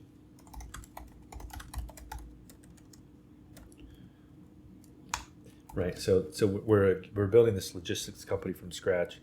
And so we can probably, even for now, I could even comment out stuff that I'm not using just to make the code a little bit cleaner. So we're not going to use that right now. We're not going to use that. We'll do this. And so if I say make refactor, I can just double check that everything's refactor. No base model. And so this is something that I think I need to fix as well, which is a small little linting issue. So if we go to my make file here, we can fix this, which is a step called this. We can just add this to our code and go to this and just put this in. There you go. So now if we run this, we should be good to go. There we go. So we have fully linted, and if we say make refactor, everything should be cleaned up a little bit, which is great. And if I say make test, all my tests, for the most part, we have one. Oh, cannot import print cities. Oh, so I need to fix that one test. We need to fix that real quick, which is pretty easy to fix, which is called cities list. So we just need to fix that. It's always good to make sure your tests are working. Cities list, test cities list. Test cities list. So how about that? And let's try that. And we say cities list. There we go. Perfect. So our tests are working, and so now we're actually in good shape. We have this new thing to try. So how do we run this? We just type in Python, and we say mean. And what this will do is it'll start this microservice inside of this GitHub code space, and all we have to do is open this inside of the browser. So if we open this inside of the browser, we've got this nice environment to play around with, and what we can do is, in fact, just type in /cities, and we have a list of cities that we can work with. We also could go to the docs that come with Fast API, and we could also interrogate it this way. And this is kind of nice because it gives us the documentation for the service and shows us all the really nice things that it can do. So pretty useful service here so far. And now we can start to do a little bit more heavy lifting. So the next step is we would want to recreate some of the things that we covered in the command line tool. So in this command line tool, remember we calculated the travel time between two cities. So yeah, why don't we do that? So we can basically build a post method here that will do that. So we'll say, build a fast heavy endpoint or build a post request to a post method to get the distance between two cities. That's exactly what we want. And we could also build a coordinates, and we could also build a travel time. So we now have enough stuff. We could start to build all this stuff out. So let's do that next. Let's just say at distance. And so what we would want to do is put in the cities here, return back the distance between two cities, and it's going to use this this city class right here for that. And it's going to return back the distance between two cities in miles. There we go. And so we could just try that out real quick, and we could run it. We could go to the documentation profile, which is a great way to experiment with our microservice. And we could look at some cities here. We could first get a list of them so we have some to play with. And this would be execute. There we go. So we have, let's say, New York and Los Angeles. Those are going to be the cities. So we'll go down to this thing. We would do a post request, and we'd say, yep, New York and Los Angeles. So try it out. Say New York and Los Angeles. Execute.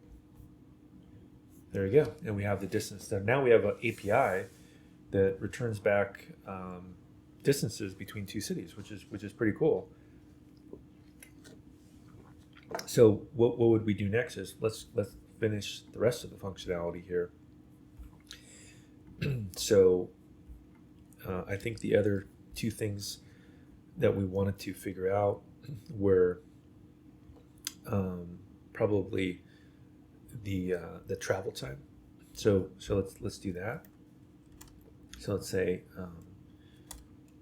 build a post method to calculate the travel time between two cities by car. There we go. And that looks pretty good.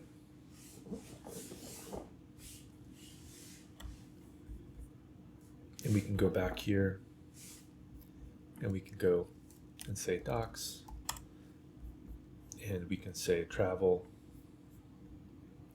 Same thing, try it out. And we can say Los Angeles and San Diego. And we can execute. And that doesn't look correct. that it shouldn't be 0 here. So we have some kind of a bug in our code. I don't know why that. Because that we have we have some kind of bug here that I would have to flush out a little bit.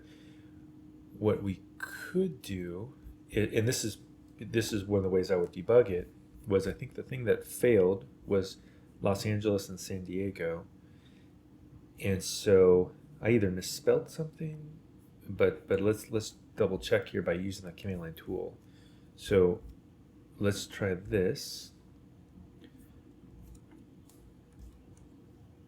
And this returns back 40 hours. So now let's go to the Python command line tool, or sorry, the web service, and let's do New York and Los Angeles. It's possible I misspelled something and that was the issue. So let's say travel, and I'm gonna literally cut and paste this inside. So we can do this. New York, and then Los Angeles. And in fact, then I need to write a test for this so that I don't get this issue again. And now if I execute, what does it give me? So yeah, there's some kind of a weird bug here, which not sure why that's actually giving us a bug, but that would need to be fixed here. I think what we could do is look at the other example here, like that, and we can go to the main function, and if we say the travel time, it should look more like this. Let's see here, travel time, city 1, city 2. Yeah, why does that look so different here? So this should be travel time, city 1, city 2. And if we look at our travel time, so the code is a little bit different, I think, is the issue, which is, again, why a test is so important. Is I see, so it doesn't need get coordinates. So I think this thing is not correct code. so we want to fix this, and we want to say something like basically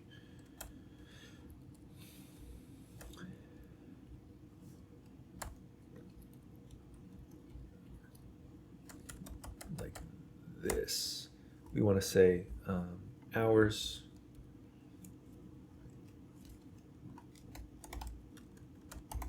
is equal to that, and then we would just return back travel time, and the speed would be something that we don't need to pass in, because we can it's a default value. And so now if I run it again, we can verify it. And that what this is showing, though, that is I need to write a test for our function. Try it out. New York, and Los Angeles, and we will execute, and at least it's giving me slightly cleaner example here, but still giving me weird results here. So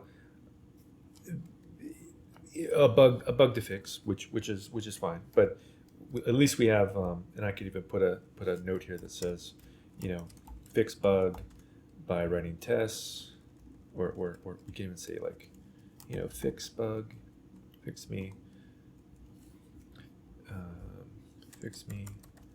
bug. So, and I think if you do PyLint, it'll actually find this.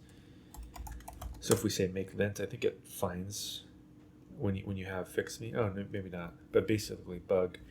But mostly we have things working. And if we say make test, we can come back to that one. But I think the thing that would be kind of fun to do next is to add a little bit of unit testing or web testing for Fast API. And so what we would want to do is actually look that up real quick. So we can say, Fast API test. And so we can look at the documentation, and we can say something like this. Looks like a decent way to test. So let's just kind of copy this and tweak it. This might help us get a little bit more logical here. So we can say from Fast API import test client. We do want, I guess we probably do. We probably don't want that. We don't want that. We do want this, and we want to say from main import app, and then basically we just make a test client here, which would be a kind of a hello world test, and we could do I guess we could say import PyTest, and we could do a fixture. So we could say at PyTest fixture client, right? So this one would go here, and this would be client. And so now if we say response.json should be equal to, and it would just be whatever is in our hello world, hello logistics inc, or it should be that. So if we test it, it should be this. There you go. So if we say make test, we got working test, and if we say like we add something in here, this would fail it. So we can probably test our way out and find whatever that weird bug is. It should be pretty easy to do now that we've got this working. So we'll just say get status, git add, all of this committed, adding logic for tests for Fast API. And so then it becomes much easier to test your way out of one of these bugs. Is you can just write some logic and say like, hey, well, why is this not giving me the right result? So like, for example, if I want to write a test real quick for the distance, the time travel, and I say build a test to check to travel exactly. We that's what we want.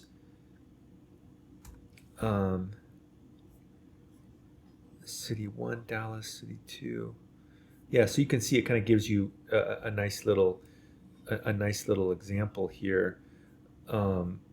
If I wanted to build that out, I don't know if I necessarily want to build it exactly right now yet, but I probably do in a little bit.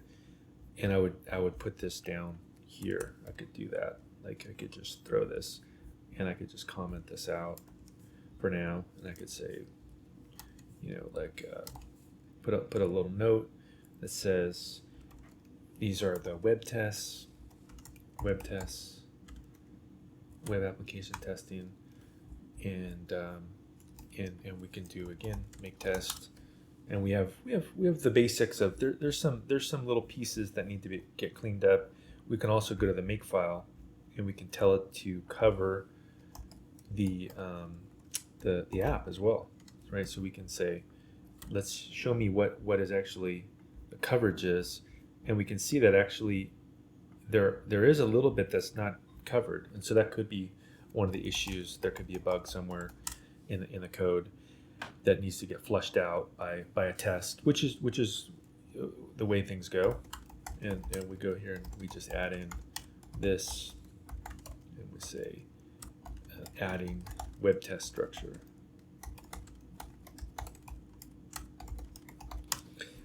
So probably one of the last things to really do would be to um, maybe write one more test that flushes out the endpoint that does work, and let's see if we can get a little bit closer here. So we know we have two things we could test. We could test the cities. So we know that uh, we could do that. So we could say like, build a test for the cities endpoint, right? So build that real quick. That should be, there we go. That's a pretty good test, and we'll just say make test here. Let's test that out. So we've got a little bit higher test coverage. And then the other one that we can do is we can say build a test for the distance, which we don't know is in theory supposed to be working. And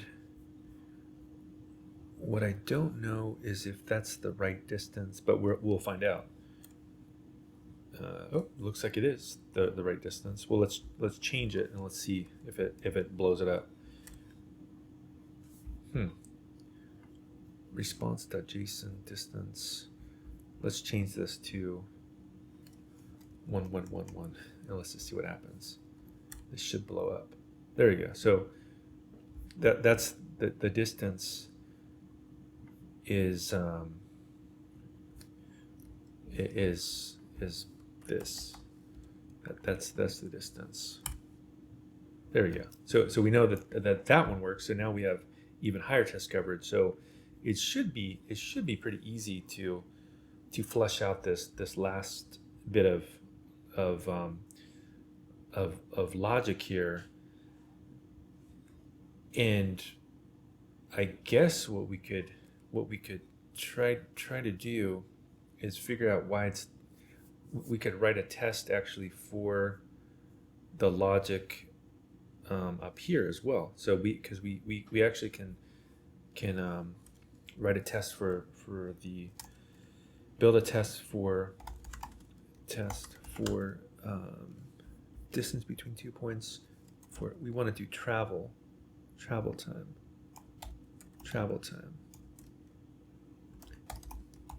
Build test for travel time.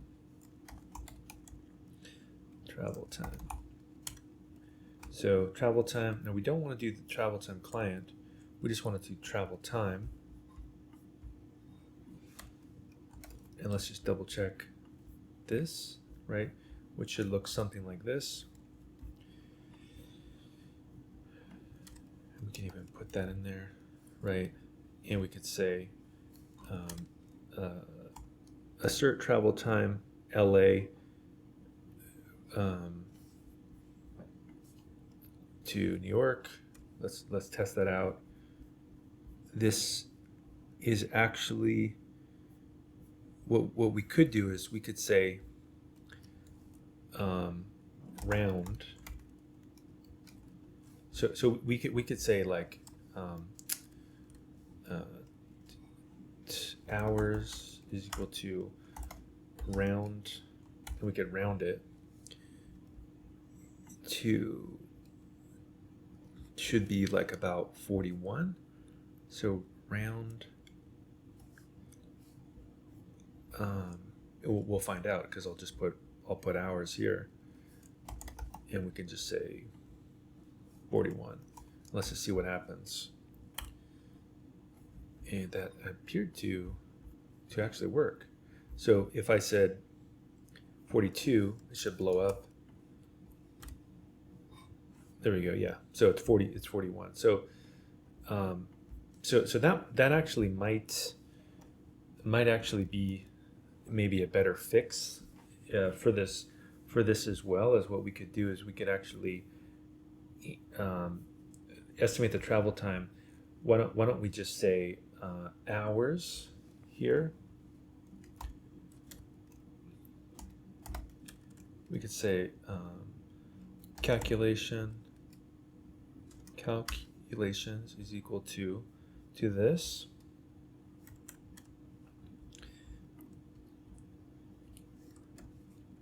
And then calculation would be distance between 2 points.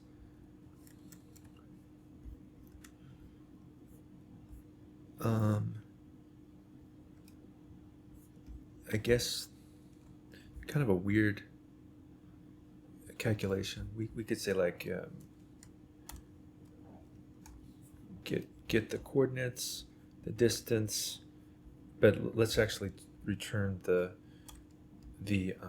hours is equal to round the distance, and we can return back the hours. So this, maybe I don't even need to round it. So the testing has kind of helped me flush this out a little bit. So if I just take this out here, will this make my code a little bit cleaner?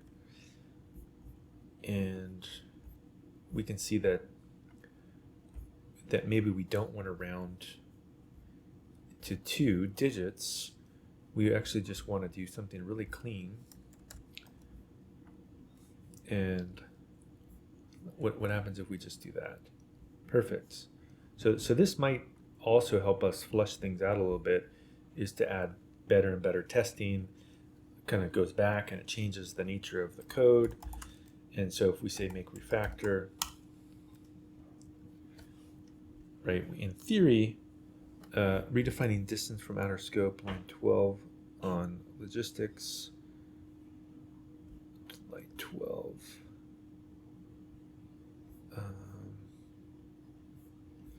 Mylib, redefining distance from outer scope, or is it line 74? Redefining distance from outer scope. Did I have a distance here? Oh, I see. Yeah, I mean, we could say like total distance here, and we could say total distance. How about that? Now if we say make refactor, we got our stuff here. So we probably much closer to, if I say make a test here, to having whatever, if there is still a bug in there, it's flushed out. It may have even been flushed out from that, but that's how I would get myself out of a bug. And then I could do this, and then I could add this inside and say adding tests for web. And then if we push this to the build system, it should go through here and build this out. So really, this is a good spot to be ready for maybe the last step, which is to further build some logic inside of here, build some more things that build a logistics function, maybe flush out that final bug, and then potentially deploy it to some kind of production environment. And so again, we started from 0, and we're gonna go a little bit further here. So we're in great shape here. We're getting to the final stretch. And so one thing I'm going to show you real quick is that I was able to actually debug the issue that was troubling me. And what I did, and this is a good thing to just be aware of, is if you want to debug, let's say Fast API, one of the ways you could do it is you could put a print message that puts all the different things in to see what's going on, and it goes, what the issue was this was an object. And so that was the problem, is I was passing an object into something that was expecting a string. And so that's why it was returning back 0, which is kind of a weird bug. And then what I did was I used import IPDB, set a breakpoint, played around with it, and I realized, I just need to do city1.name, city2.name, and that will actually solve the issue. And then once I did that, I was able to get to work. And then what I did was I went over to the unit test here, and I factored it out and made it so that it would have probably flushed it out as well, the unit test. And so I have 100% test coverage now. Or close to 100% test coverage, and our code is all, look at this. It's actually fairly well covered. So the last two things I'm going to do is I'm going to add a little bit more functionality to this, and then I'm going to deploy it into production. So if we go back here again, we have this kind of feedback loop here. We're building all this stuff, but now the end game here is that we're going to go to a cloud and we're going to build out a microservice and deploy this microservice automatically. And the last thing I'll do though is add a little bit more logic now that I've got some fun stuff in here and make this more of like a true logistics tool. So we'll build a little more logic and then deploy this to what we'll call this the cloud-based environment here. So what I'll do next is, since this is really taking shape here and becoming this nice little tool that a travel agent or something could use to make decisions, what we can do is actually add in one more library. So let's build something that will look up information from Wikipedia about the city and then do some kind of natural language processing or some kind of analysis around it. So pretty easy. I'll just make another library in here. We'll call this one mylib, and we'll call this one wiki. And inside of this here, we can use the Wikipedia library to search for web pages, and then also we could tell it to find information about a particular city. So I guess what we could do is we could start off with importing Wikipedia, and we could build a function that says build a function to return the summary of a Wikipedia page. In this case, instead of saying city, we'll just say page here. And then what we'll do is build a function to search for Wikipedia to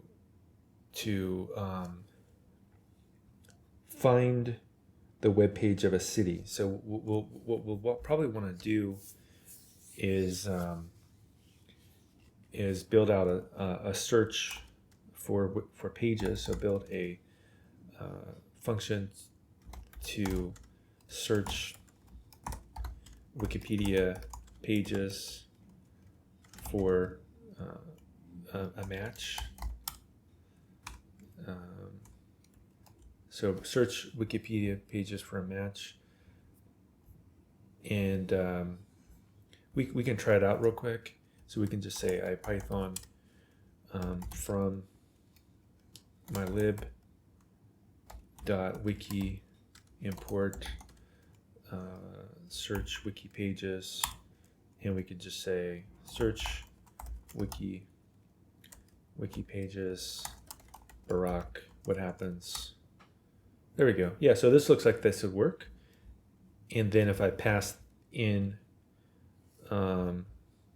this into Wikipedia, and I say import get wiki summary, it should give me the summary of the page,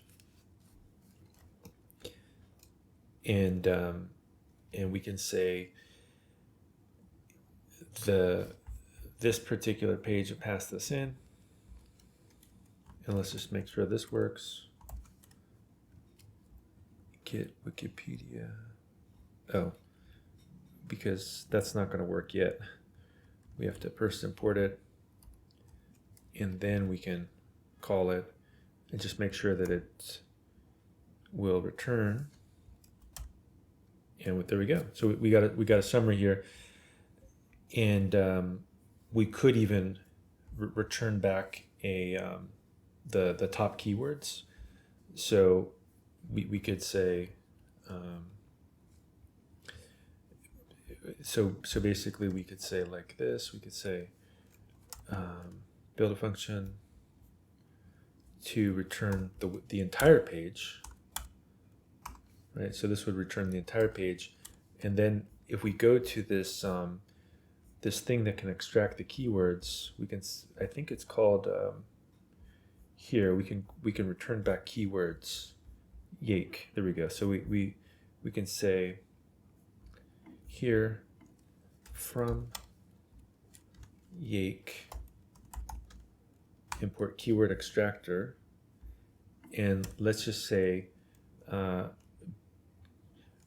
return the keywords of a Wikipedia page. We'll say the keywords of a Wikipedia page. Let's keep it simple.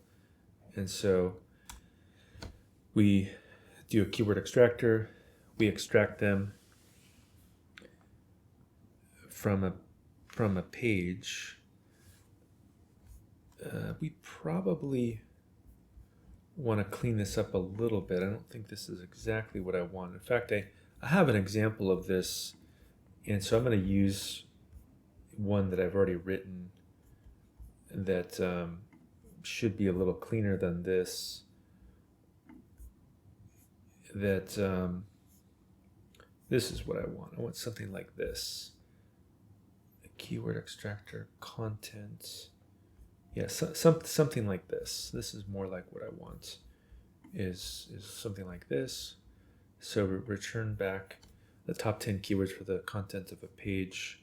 So we just say get wiki page, like that. And then this would return a dictionary of the top 10 items. So if I go back here and I say IPython, and I say from my lib.wiki imports get wiki keywords, we can now do get wiki keywords. Now we can say the page. Let's see, where was it? The thing here we go. We want that to be the page. So we'll do this. We'll say page is equal to this, and then we'll say get wiki keywords page. Does that work? No page Barack Obama. So we need to find the name of the we need to find the search here, import everything, and we need to search for that page real quick. Let's search Wikipedia pages. Barack, and what does it return back? Yeah, I thought that would be actually this. And then if we scroll down here, we have get the Wikipedia page. So let's get that. We'll just say get wiki page, which I haven't tested yet. If we do that, does it return the result? So it does. Oh, I see. So content. There we go. That's or content dot. So we would need to change this dot content. Something like that. And so if we exit this, we can go back in again real quick, and we can say this and get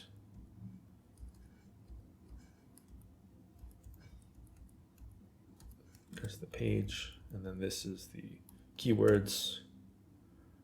There we go. We got keywords. Cool. So now we have a cool little API here that in theory would work for a city. So if we search for New York, and we say, what happens? New York City. So it's going to tell us all the different New Yorks here. So it could be a little bit tricky to get the exact keywords for it, but yeah, it can get a little bit tricky, but basically that can be fixed later.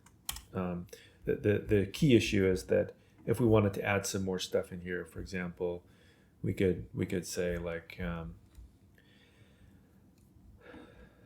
from my lib wiki import, get wiki summary, and get pages, get wiki page, get keywords, right? We could add more routes and more services inside of our code. Now, probably the one that I care about the most, just to add one thing, would be to just get the keywords for now. And I don't even need to put this on a line.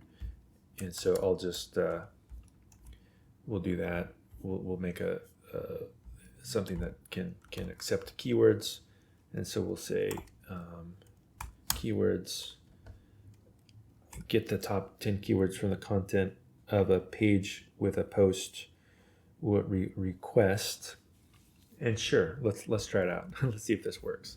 And so now if I go Python main, we can go here,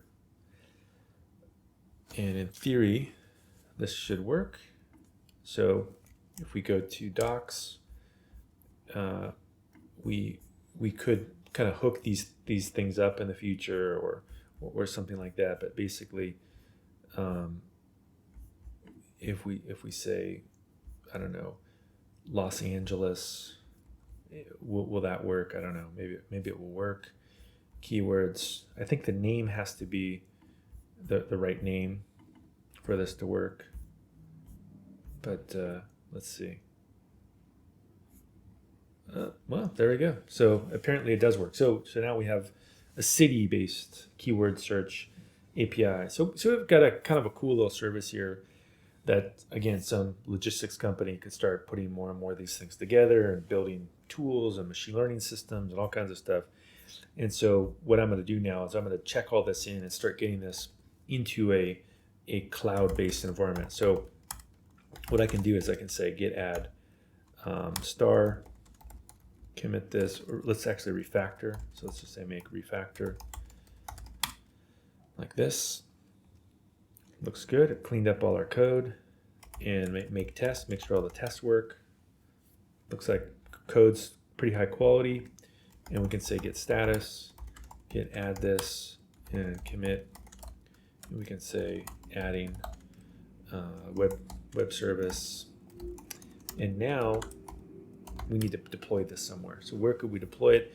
Well, one of the places that's a pretty good spot to deploy code is, in fact, AWS is not bad. And there's a service called AWS App Runner that I think is a recommended service for doing deployments that are these kind of microservices. And so what I'm going to do is I'm going to click on create service here. Notice that with AWS App Runner, it is giving us the ability to either use a container registry or to use a source code, and it can do either one. So let's go ahead and pick source code, and what it'll do is it'll use my GitHub repository. It's gonna link in and find all of the repos that it has access to, and what it can do is actually deploy automatically my code directly from this repo. So it's going to take a second here to find this. There we go. And if let's see what repos it has access to. Does it have? There's a lot of repos in here. I'm going to search for I don't even remember what I called this. Let's say remote-v. Remote? Wait. Get remote-v. There we go. So functions from 0. Let's look for that. Functions from 0. And I think this is the right one.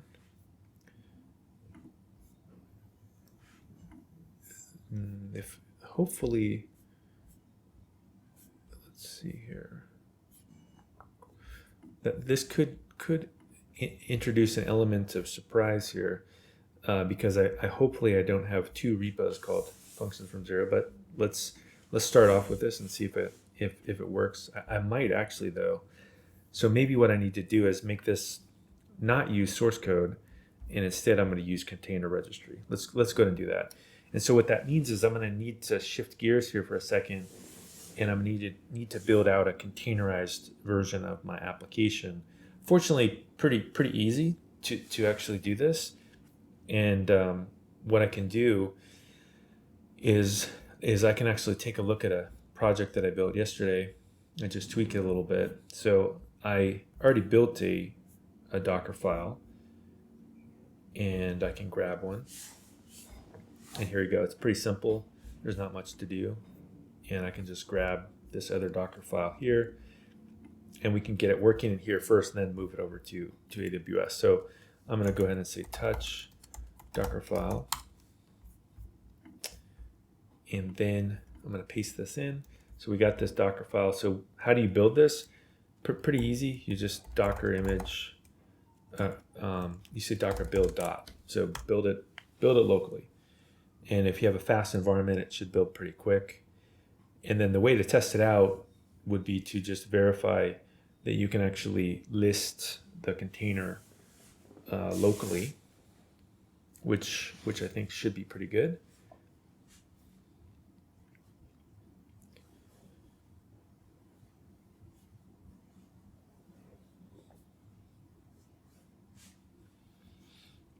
So this will take just a second to build this container.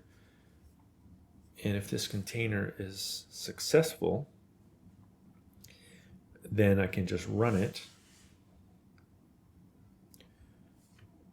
Here we go.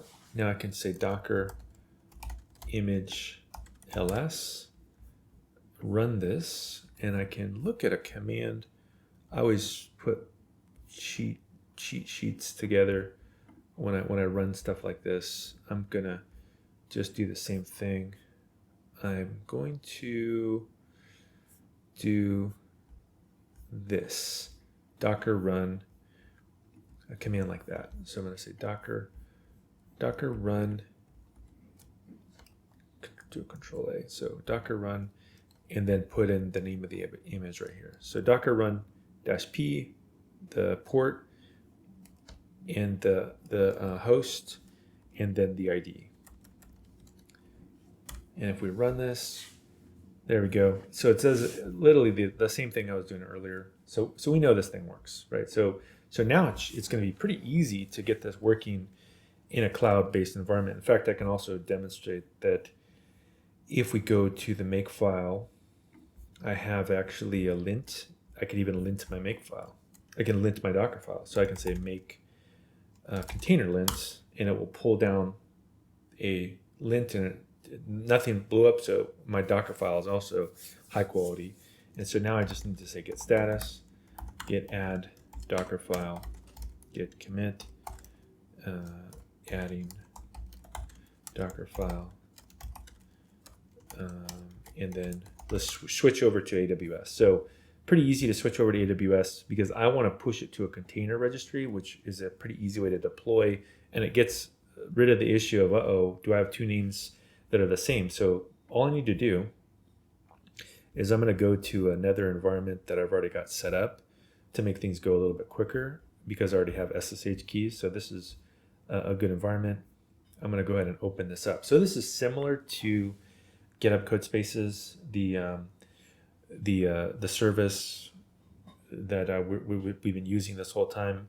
And what's nice about it is that it will allow you to build in a really similar fashion, actually, your code, but with more of like an AWS bent to it. And so what I'm going to do is I'm just going to close all this stuff, and I'm going to go to this directory here, and I'm gonna clone this repo. So I just need to actually go back here and clone this repo real quick. And this is going to be functions from 0. And we're going to say local clone. Now that I've got this thing, I'm going to say git clone. There we go. And if I cd into functions from 0. You can see this is the repo here. I should just be able to do a make install, double check everything works. Inside of this environment, we should see all the same code, all this stuff, right? This looks good, right? So it's kind of a similar environment to GitHub code spaces, and I can also even do make all. So basically, lint the code, test it, make sure everything is working properly. Always, I think, a good idea to just make sure that nothing is a surprise. There you go. Pretty easy. It looks like it's working. We have two failed. So some kind of really subtle, weird error here, which is kind of annoying. Response.distance. In fact, I guess I could just fix this real quick because it's such an annoying test. That's in here. It would be client.post.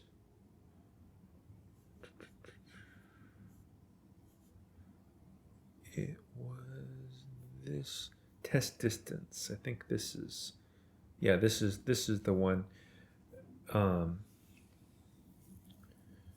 We can just say, how about this? Assert that 2450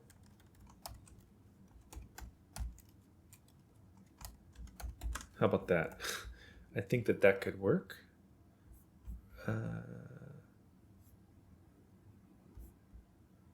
Test travel time? Did I do that twice? Test travel time? I don't think so. Oh. How about that? Let's just run this real quick. Make sure that fixed the bug.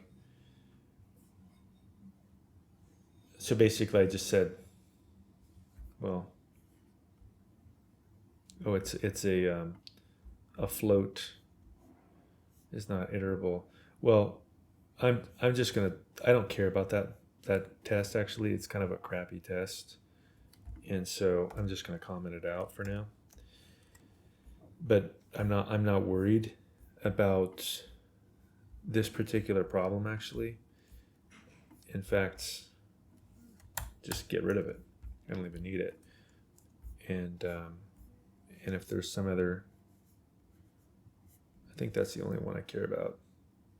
Oh, and then this one also, anytime you do decimals like this, like you're going to get yourself in trouble as well. So we also can just we can just say assert, which is basically make sure that it doesn't blow up. So that's one way to just do kind of a, there we go, just get anything working. So now we say get status, and we add that and commit it. So we can fix it in another environment, and adding fix, and we push this. So now all I need to do is push this container to Amazon. So I'm going to go to console here, and I'm going to get into the Amazon Elastic Container Registry. Now, there's a couple ways to actually create a new registry. If I go here, actually, this is kind of a neat little way to do it. If I click on this, I can go to the Explorer, and I can actually, right here, right-click on it, and I can just say create new repo. And let's call this logistics. And basically, it created a new repository for me, private repository. And so if I refresh this, we should see one called logistics. There we go.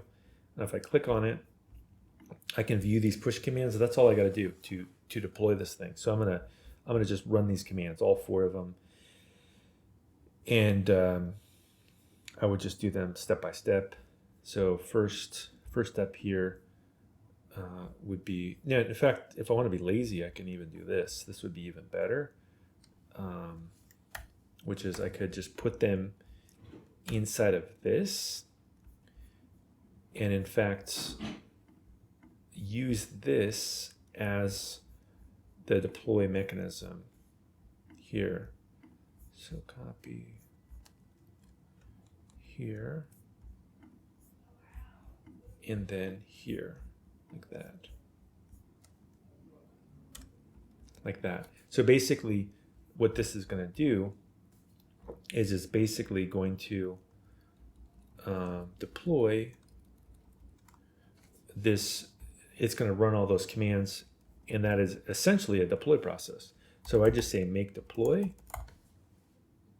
This should can I refine AWS ECR cannot find. Oh, I'm in the wrong environment. That's why I'm not in Cloud9. So I need to actually copy this and go back to my environment here. I was in the wrong environment. I was like, oh, why is this not working? So I just go here and I just say under deploy, I add the steps right here. There you go. Now from here I say make deploy. I say make deploy. And it'll just run those commands. And I could even put this into a build system, and it would actually push these commands as well. In fact, might as well even do that, because it's pretty easy to actually set up. So it's pushing these changes. And in fact, I don't even need to go to App Runner if I don't want to. I can deploy App Runner once I push the container into the Amazon's Elastic Container Registry. I'm actually able to do a deployment directly to directly from here, because it has hooks inside of App Runner right here. So I'll show that in a second. So this is pushing the container.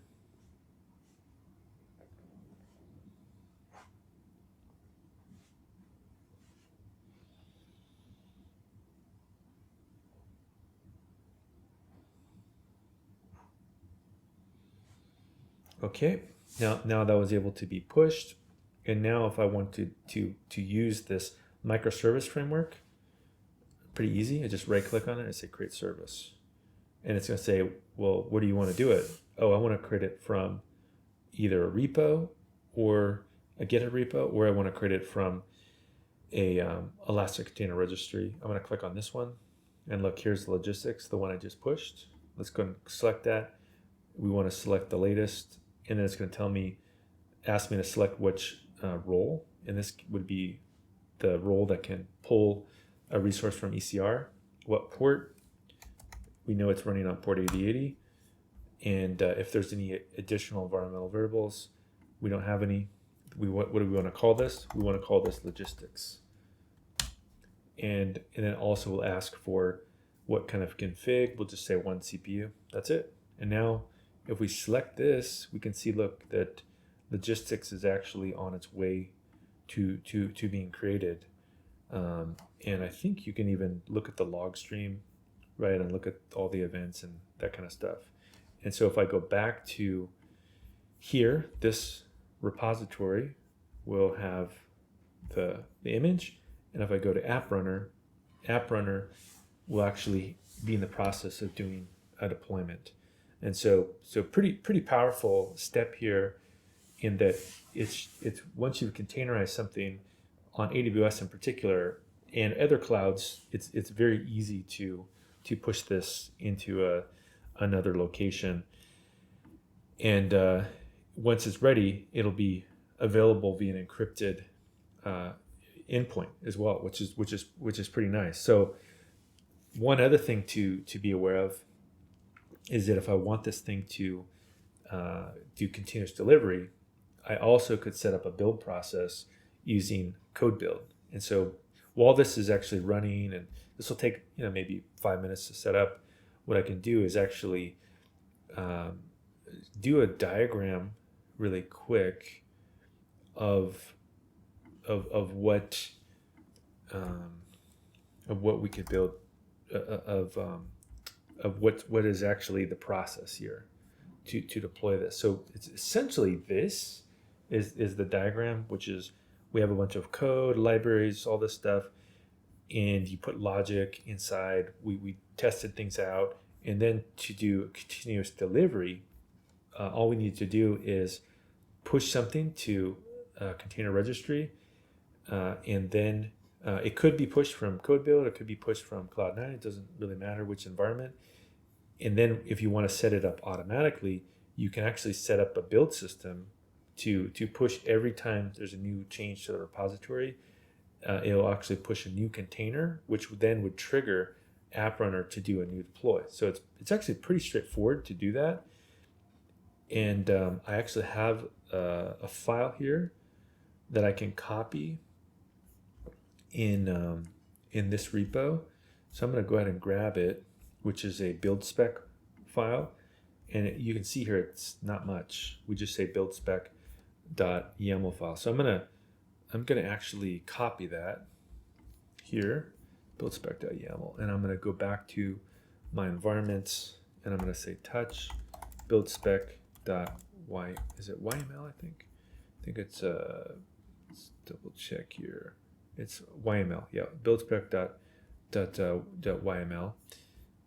And if I go back to the file handler here, we can see there should be now a build spec file. And all it needs to do is do that, just say make all, and then under my make file, I would just need to see how it actually is going to install lint, it's going to test, it's going to format, and then it's going to do an actual deploy right here, which should be very, very robust and exactly what I want. And so the next step then, all I would really need to do is hook this into a build system. And so I just need to push this change. And so I'm going to say git status, and we're going to add a make file. We're going to add a build spec, and then we're going to commit this, say adding the build file, and then we can push it. Now that all that's there, that's all that's necessary to do a deploy. Let's first go back to our App Runner app and just see if it's running. It looks like it's probably running, so let's just verify that it works and the service is functioning. It's not going to take long. I think it's almost done here. You can see once it does a health check, I believe it's pretty close. It's pretty close to being deployed. So let's just make sure this thing is fully deployed. There we go. Health check is performed. Now it's getting the traffic. It's getting routed. So it should probably be alive. It'll take just a second. Should be live soon. There we go. Soon. Health check, routing traffic.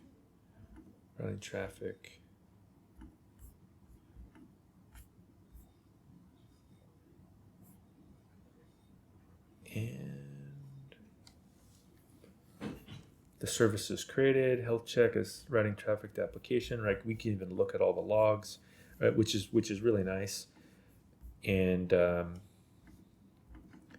should be pretty close here. We can even look at the activity. We can look at metrics that says everything that's happening to the service. There we go. So it's up. So we have our service up here. So what we can do is just test it out. Like, does our actual service work? Docs. We have an actual publicly exposed endpoint that's using encryption to handle the post requests. And so if we again go to keywords, let's try out a more complex application. We can put in Los Angeles. So give me the details for Los Angeles here. And yeah, there we go. We're able to find the keywords about Los Angeles inside of Wikipedia. And if we wanted to find distance, or travel time between two cities, we could try that out. We could do Los Angeles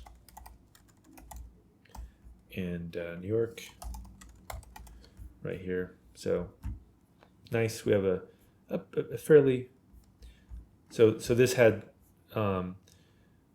there's probably some kind of configuration that needs to happen in a CORS configuration issue, which isn't that big of a deal to fix, but basically the thing's working. So the final step here would be to go to the build system and then get this continuously deployed. And so what I would recommend would be to go to first into IAM, and this is where we could set up a new role. And so a role could be specifically for the build server, and we could just say here, we could say for the AWS service that we want to deal with, let's go ahead and set up a new role, and let's look at the use case, which would be code build right here. And now we just tell it what permission to run. There's a lot of different ways to do this, but when I'm prototyping a build system, what I would like to do is give it administrator access temporarily, which in this case is reasonable for the kind of thing we're doing. In a production environment, I wouldn't do that.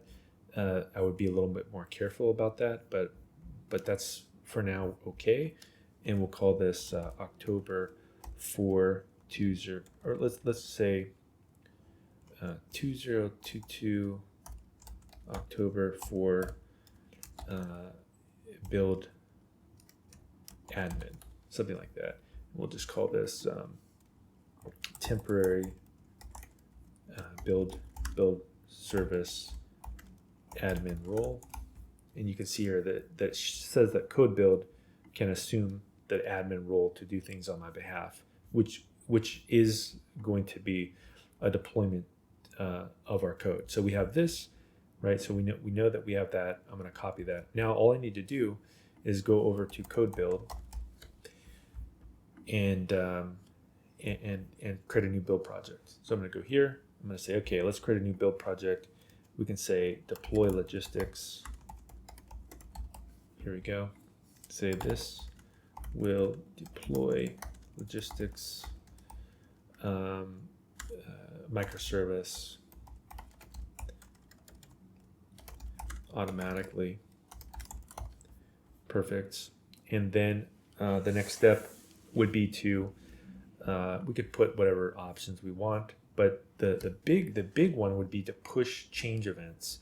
So we would want to listen to GitHub, and in this case, really what's going to happen is it's going to pull the changes out of GitHub, and it's going to rebuild the container each time, with which it could have new files inside, new changes, new packages, new microservice endpoints, and inside of here we'll say no key, and we'll say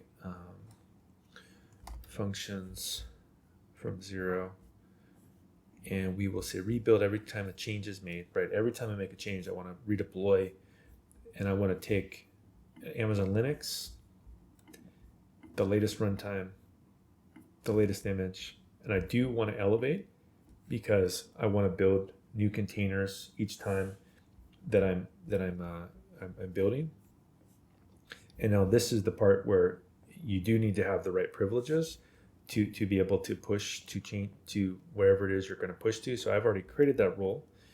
And in this case, this is 2012 or 2022 October 4th build admin role. That's the build, and then I'm going to use the build spec file that I already created earlier, which does the deploy. So if we go ahead and we take a look at this and we create this build project, we just need to clean that up a little bit. Deploy logistics. There we go. We should be able to just get this working. So now that this is set up here, any change that will be made will automatically trigger it. So if I wanted to, I could trigger the change by just pushing a file here. I guess I could just do that real quick. Just to double check that the build works, we could just say like dot, put, and just say get status, get add the readme, trigger build,